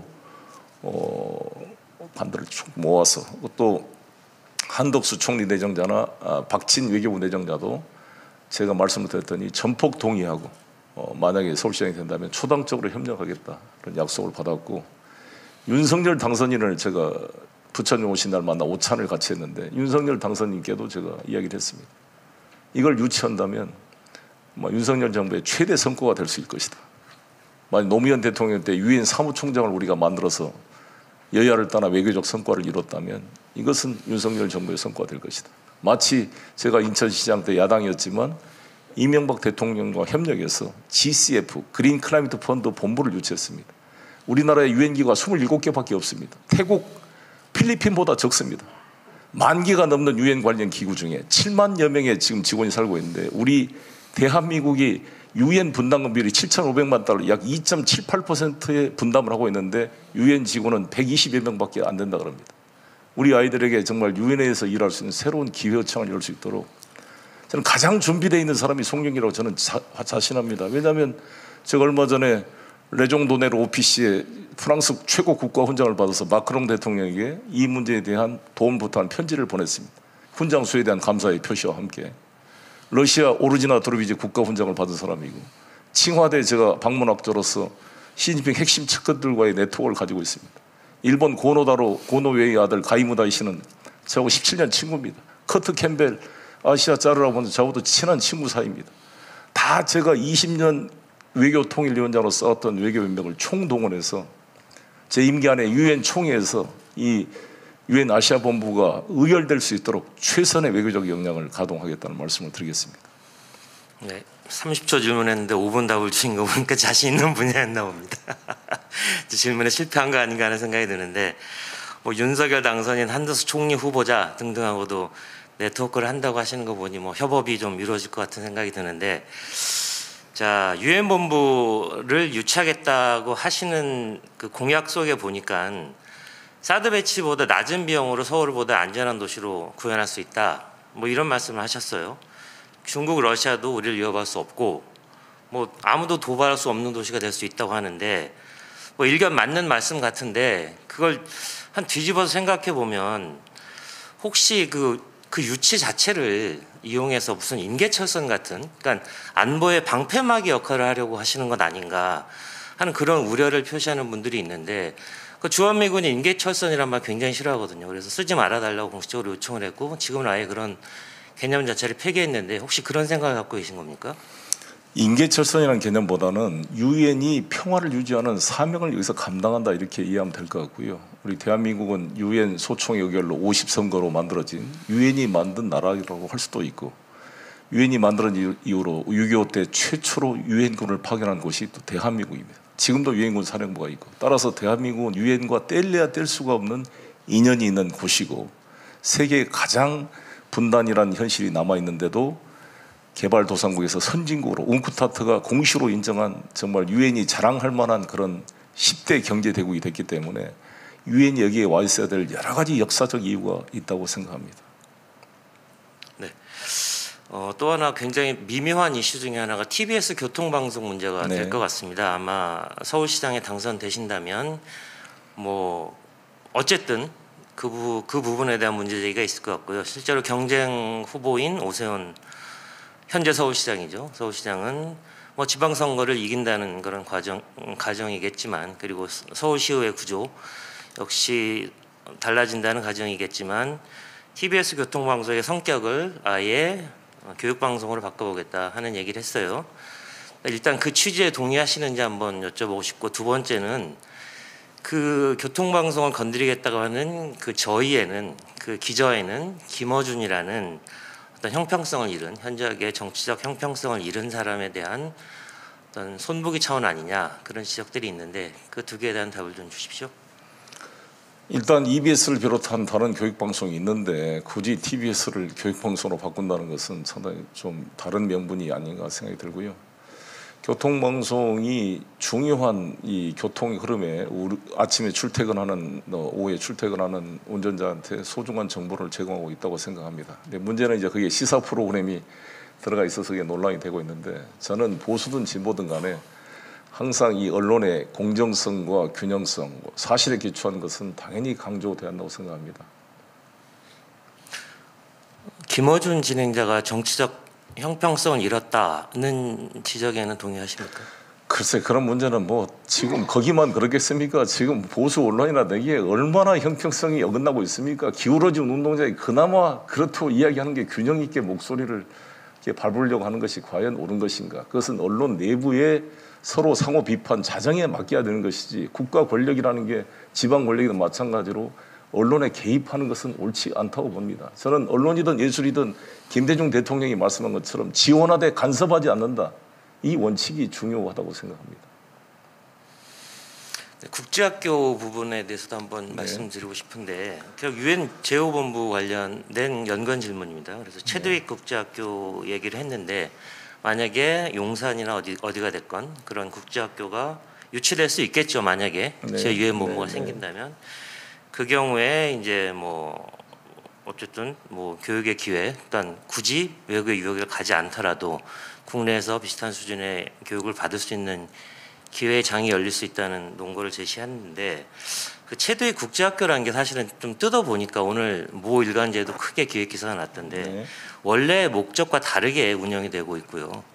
그 원래는 여기에 있는 외국인들의 교육 기회를 주자는 그런 취지였는데, 사실은 부유층, 일부 부유층이나 특권층 자제들의 어떤 교육을 하는 그런 수단으로 이용되고 있다, 이런 지적들이 나오고 있는데 거기에 동의하시나요?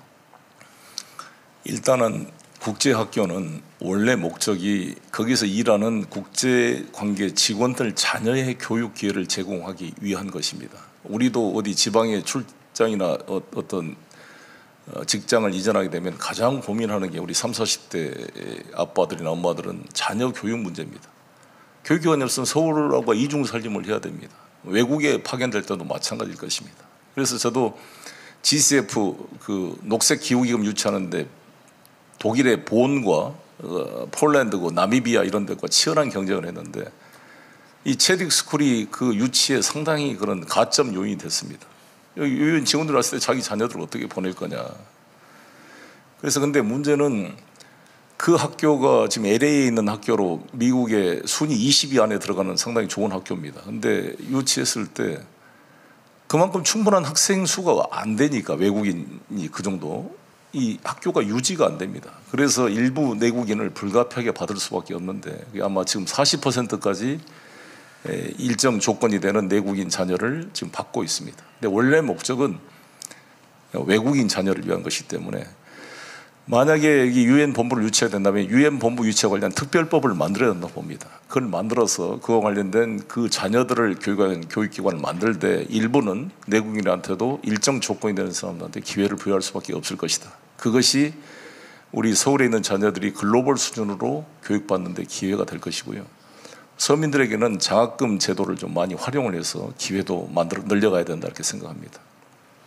네, 전국 장애인 전장연이라고 하죠. 전국 장애인 차별 철폐 연대의 교통권 보장 시위가 굉장히 뜨거운 이슈가 되고 있는 것 같습니다. 아직 해결되지 않은 상태이고요. 송영길 후보 역시 거기 그 대표를 찾아가서 인사하는 그런 사진들 저도 봤는데요. 어떤 약속을 했는지 좀 궁금하고요. 일단은 해결을 해야 된다는 공감대는 누구나 가지고 있을 것 같습니다. 근데 문제는 이제 뭐 어떤 예산의 문제고 그다음에 시간의 문제겠죠. 그런 부분에 있어서 아무래도 우선순위가 어떤 것이 되어야 하느냐 그런 부분에 대한 것이 현실적인 대안일 것 같은데 송 후보가 생각하시는 지금 현재 전장현 사태 어떤 해결의 구체적 방식 길지 않게 좀 답을 해주셨으면 좋겠습니다.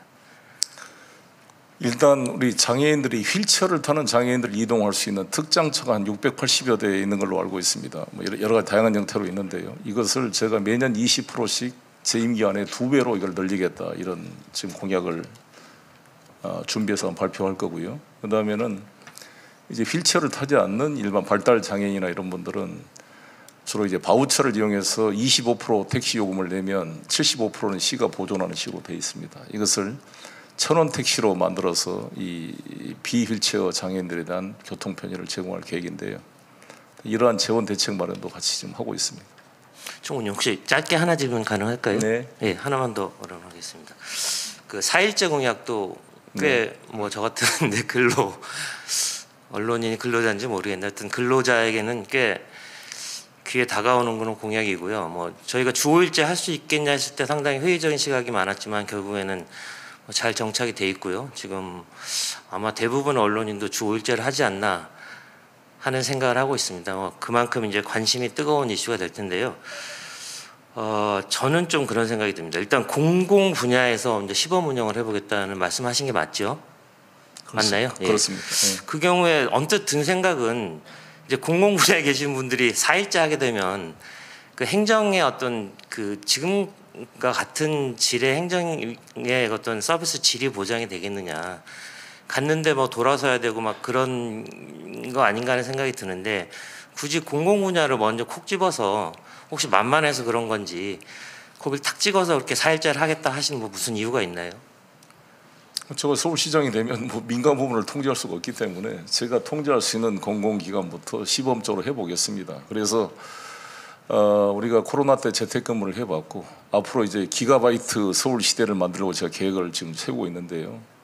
재택근무가 가능하도록 하고 교대로 함으로써 우리 일반 시민들이 공공기관을 이용한 불편이 없도록 할 것입니다. 그리고 오히려 4+1로 재택근무 기간은 지금 같은 발전된 통신망 체계에서는 충분하게 그 작업의 그 질을 보장할 수 있는 시스템이 있습니다. 그래서 그걸 잘 활용하면 서로 간에 양질의 서비스를 받을 수가 있고 특히 워킹맘이나 워킹 아빠 같은 경우는 그 아이를 보면서도 집에서 일할 수 있는 공간이 열리기 때문에 상당히 좋을 거라고 봅니다. 대신 우리 시민들이 공공관서 유지하는 데는 불편함이 없도록 교대를 통해 공공 서비스의 질은 보장하도록 하겠습니다.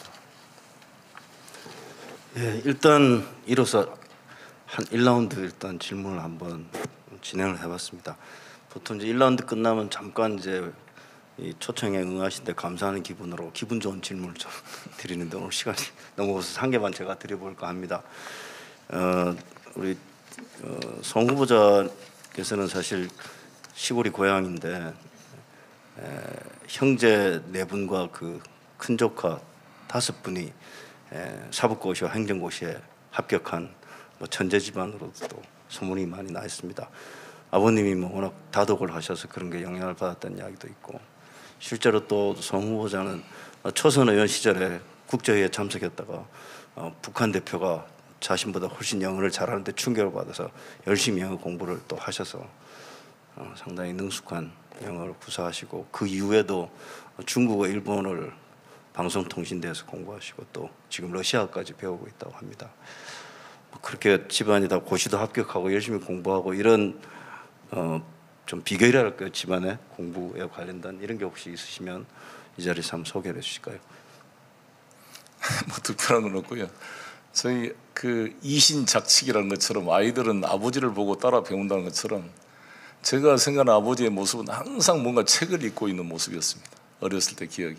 그래서 자연스럽게 저도 책을 좋아하게 됐고 제 아들도 저를 따라서 되게 책을 좋아해서 공부를 하지 말아도 책을 많이 봅니다. 그게 큰 힘이 됐고요. 제 공부 슬로건은 뭐였냐면 잘 모르겠으면 한 번 더 읽어보자 였습니다.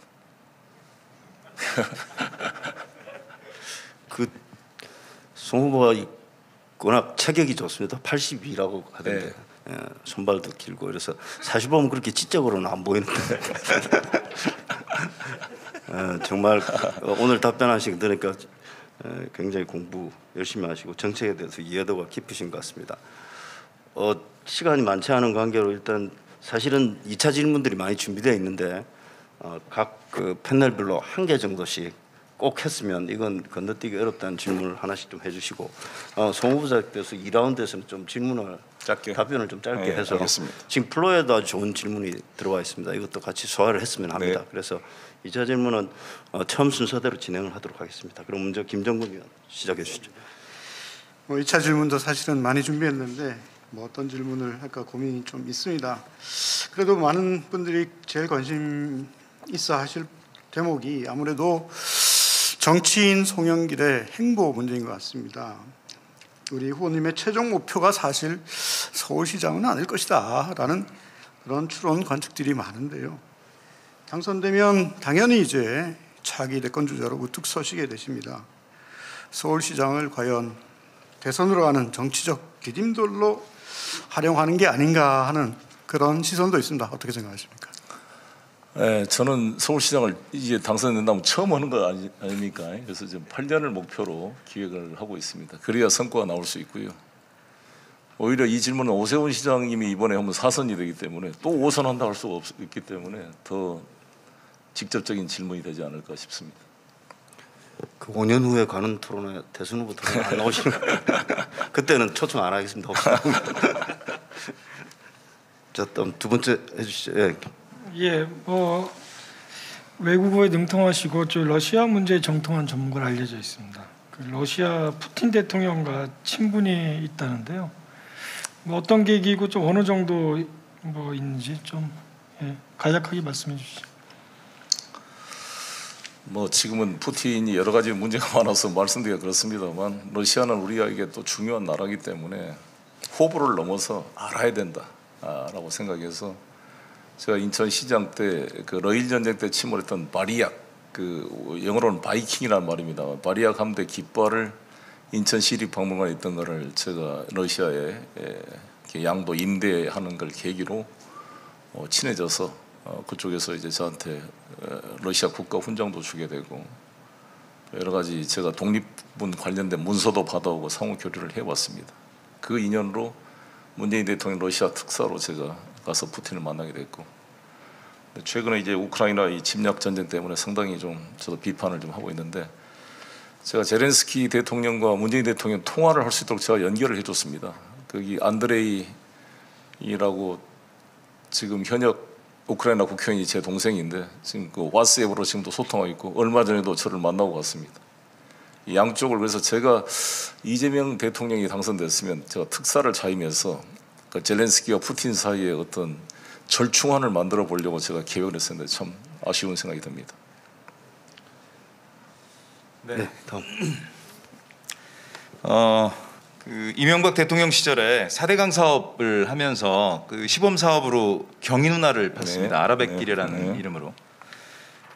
근데 그 서울시 쪽에서는 이 경인 운하와 한강을 연결할 수 없다. 왜냐하면 경인 운하 쪽에 수질이 거기 운하지 않습니까? 강이 아니라 수질이 너무 나빠서 연결할 수 없다는 입장이고 심지어 이쪽에 있는 그 물을 수질 개선을 위해서 보내주기도 하고 그러는 상황입니다. 근데 사실 서울시나 서울시 쪽의 환경단체들은 오히려 이거를 뭐 운하 이런 그 선박 운송 이런 걸로 이용할 것이 아니라 하류에 있는 신곡보를 없애서 과거에 우리가 한강에서 뭐 아시지 않습니까? 물놀이하고 여름에 피서가고 했던 백사장이 넓은 그런 자연 하천으로 바꿔야 된다.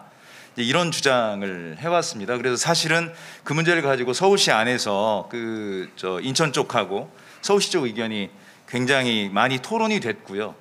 근데 제가 사실 그 위원회에 있어서 아는데 그 당시에 이 인천 쪽에서 이 연결을 강하게 요구하신 그런 정치인 중에 한 분이 우리 송영길 후보십니다.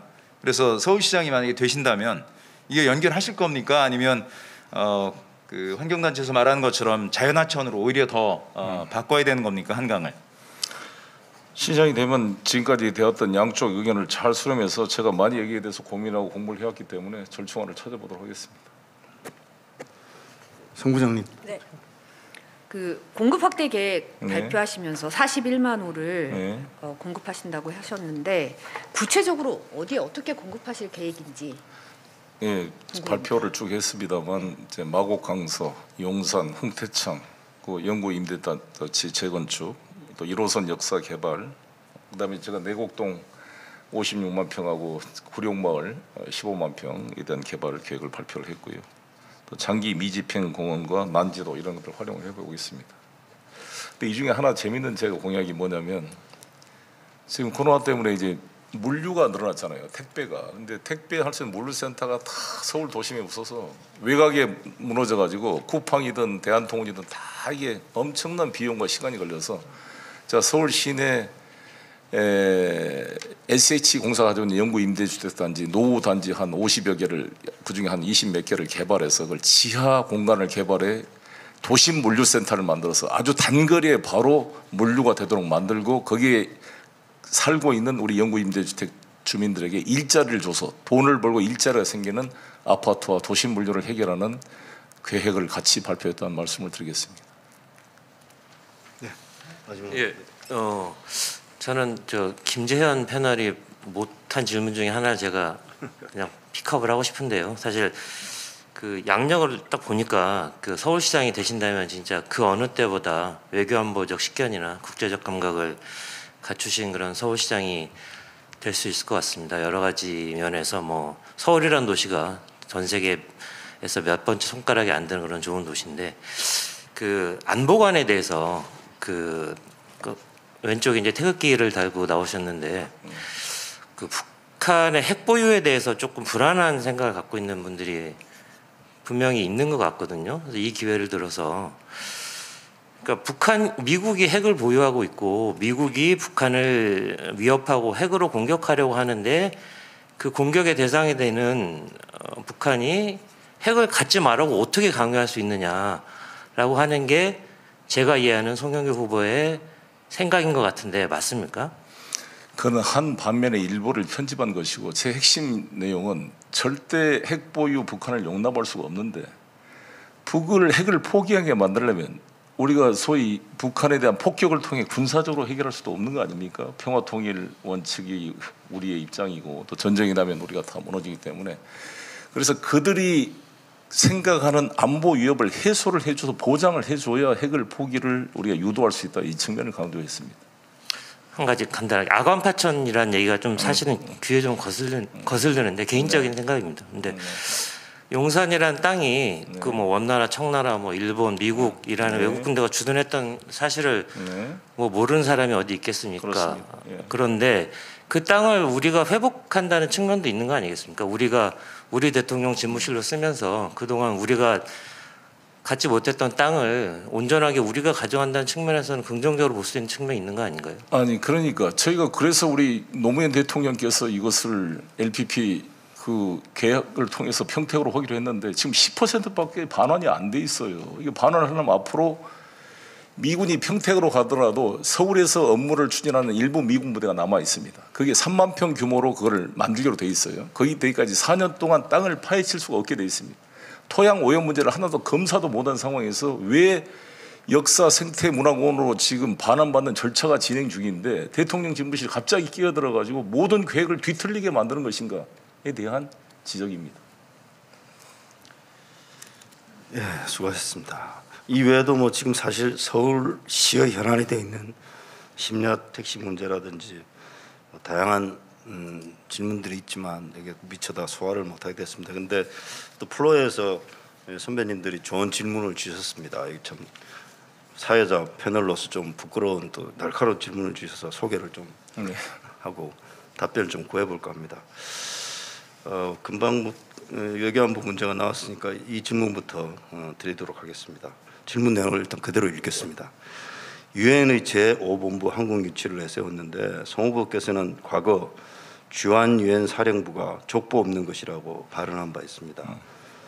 주한 유엔사가 필요 없다는 얘기로 들리는데 지금도 같은 생각이십니까? 그 개념이 아니라 유엔 사령부가 현재 유엔 총회의 정확한 의결과 백업이 제대로 불확실하게 돼 있다는 점을 지적한 것입니다. 왜냐하면 그 전에 유엔 사무총장도 그 발언을 통해 현재 유엔 현재 본부 자체가 이름은 남아 있지만 법률적인 유엔 총회 의결이나 사무총장의 백업이나 이게 불완전한 면이 크다는 점을 지적했습니다. 다음 질문입니다. 지금 송 후보는 어쨌든 그 뭐 미락설도 나오는데 이재명 개라고 하긴 좀 그렇지만 이재명 후보가 정치적으로 이제 가깝다고 볼 수 있는데 당 대표 당선이나 뭐 이번에 후보 선정에도 아마 도움이 된 걸로 보여집니다. 그래서 질문하신 것 같습니다. 이재명 고문은 2021년 11월 6일 대선 후보 때 집은 공공재라고 발언했고 땅은 국민 모두의 것이라고 했다. 토지공연 이에 동의하십니까?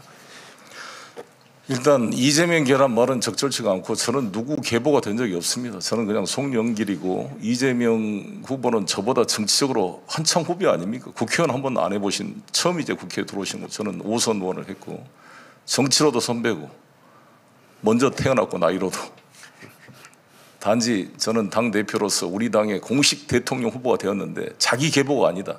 자기가 지지했던 후보가 아니라고 거기를 적극 돕지 않는 것은 올바른 당인으로서의 자세가 아니기 때문에 저는 공식적으로 당대표로서 우리 당의 공식적인 대통령 후보를 위해 최선을 다했다 이런 말씀을 드리겠습니다. 그리고 공공재다 이런 문제는 우리 사실 노태우 정부 때부터 토지 공개념이라는 게 도입된 거 아니겠습니까? 공공적 성격이 있는 거죠. 그러나 이것을 공공으로만 될 수 있는 게 아니라 사적으로 또 개발을 하고 본인이 하는 것이 곁이 조화될 문제이지 이걸 공공재라 그러니까 다 사회주의적으로 이렇게 해석할 수는 없는 문제다 이렇게 생각합니다. 감사합니다. 역시 우리 송 후보자는 학구열이 진짜 한번 이재명 바로 알긴가 배우니까 네, 뭐 또 책 열심히 읽고 사진까지 나오셨던 기억이 있습니다. 네, 대단히 훌륭한 뭐 자세라고 볼 수. 더 많은 토론을 했으면 좋겠지만 또 이 토론의 가장 큰 덕목 중에 하나가 시간을 엄수하는 겁니다. 약간 지나긴 했지만 그래도 오늘 수고해 주신 송 후보자의 마무리 발언을 간단하게 듣고 토론을 마칠까 합니다. 감사합니다. 관훈클럽 우리 여러분께 그리고 존경하는 서울 시민 여러분 제가 부족함이 많습니다. 저희 당도 부족했습니다. 여러 가지 내로남불 논란의 부동산 문제에 저희가 실패가 있었습니다. 그래서 제가 과감하게 부동산 문제 해결하자고 뛰어들었습니다. 저는 땅 한 편 갖지 않았기 때문에 내로남불 시비에 걸릴 일이 없습니다. 우리 전체 서울 시민들이 누구나 집을 가질 수 있는 그러한 서울시를 만들기 위해 최선을 다하겠습니다. 제가 20년 동안 싸웠던 이 외교적 네트워크와 역량이 정말 우리 서울을 위해서 우리나라를 위해서 한번 쓰임받을 수 있도록 기회를 주십시오. 한번 3선 시장을 했고 이번 또 4선을 할 분에게 맡기보다는 초선의 심정으로 정말 열정과 에너지를 가지고 한번 온몸을 바쳐 일해보고 싶은 저에게 한번 기회를 주신다면 서울이 새로운 발상으로 변화를 시켜보겠습니다. 똑같은 이야기 한강 르네상스 세빛 둥둥섬이 아니라 유엔 본부 유치와 근본적으로 이 집 문제를 해결할 수 있는 새로운 아이디어를 가지고 한번 일해보게 도와주십시오. 저는 무슨 일인지 지금 맡으면 끝까지 뛰어서 성과를 내왔습니다. 인천시장 때도 부도위기의 인천을 글로벌 도시로 만들었다고 자부합니다. 당대표를 맡았을 때 결정장애에 빠졌던 민주당이 그때그때 필요할 때 분명한 결정을 통해서 뭔가 이걸 매듭을 짓고 진전을 시켜왔다고 저는 자신합니다. 서울시장 기회를 주시면 분명한 결정과 판단을 통해서 서울을 한 단계 업그레이드 시킬 자신이 있다는 말씀을 드리고 간절히 서울 시민들께 지지를 호소드립니다. 감사합니다. 네, 끝까지 경청해 주신 여러분 감사드립니다. 이로써 송영길 더불어민주당 서울시장 후보 초청 토론회를 모두 마치도록 하겠습니다. 감사합니다.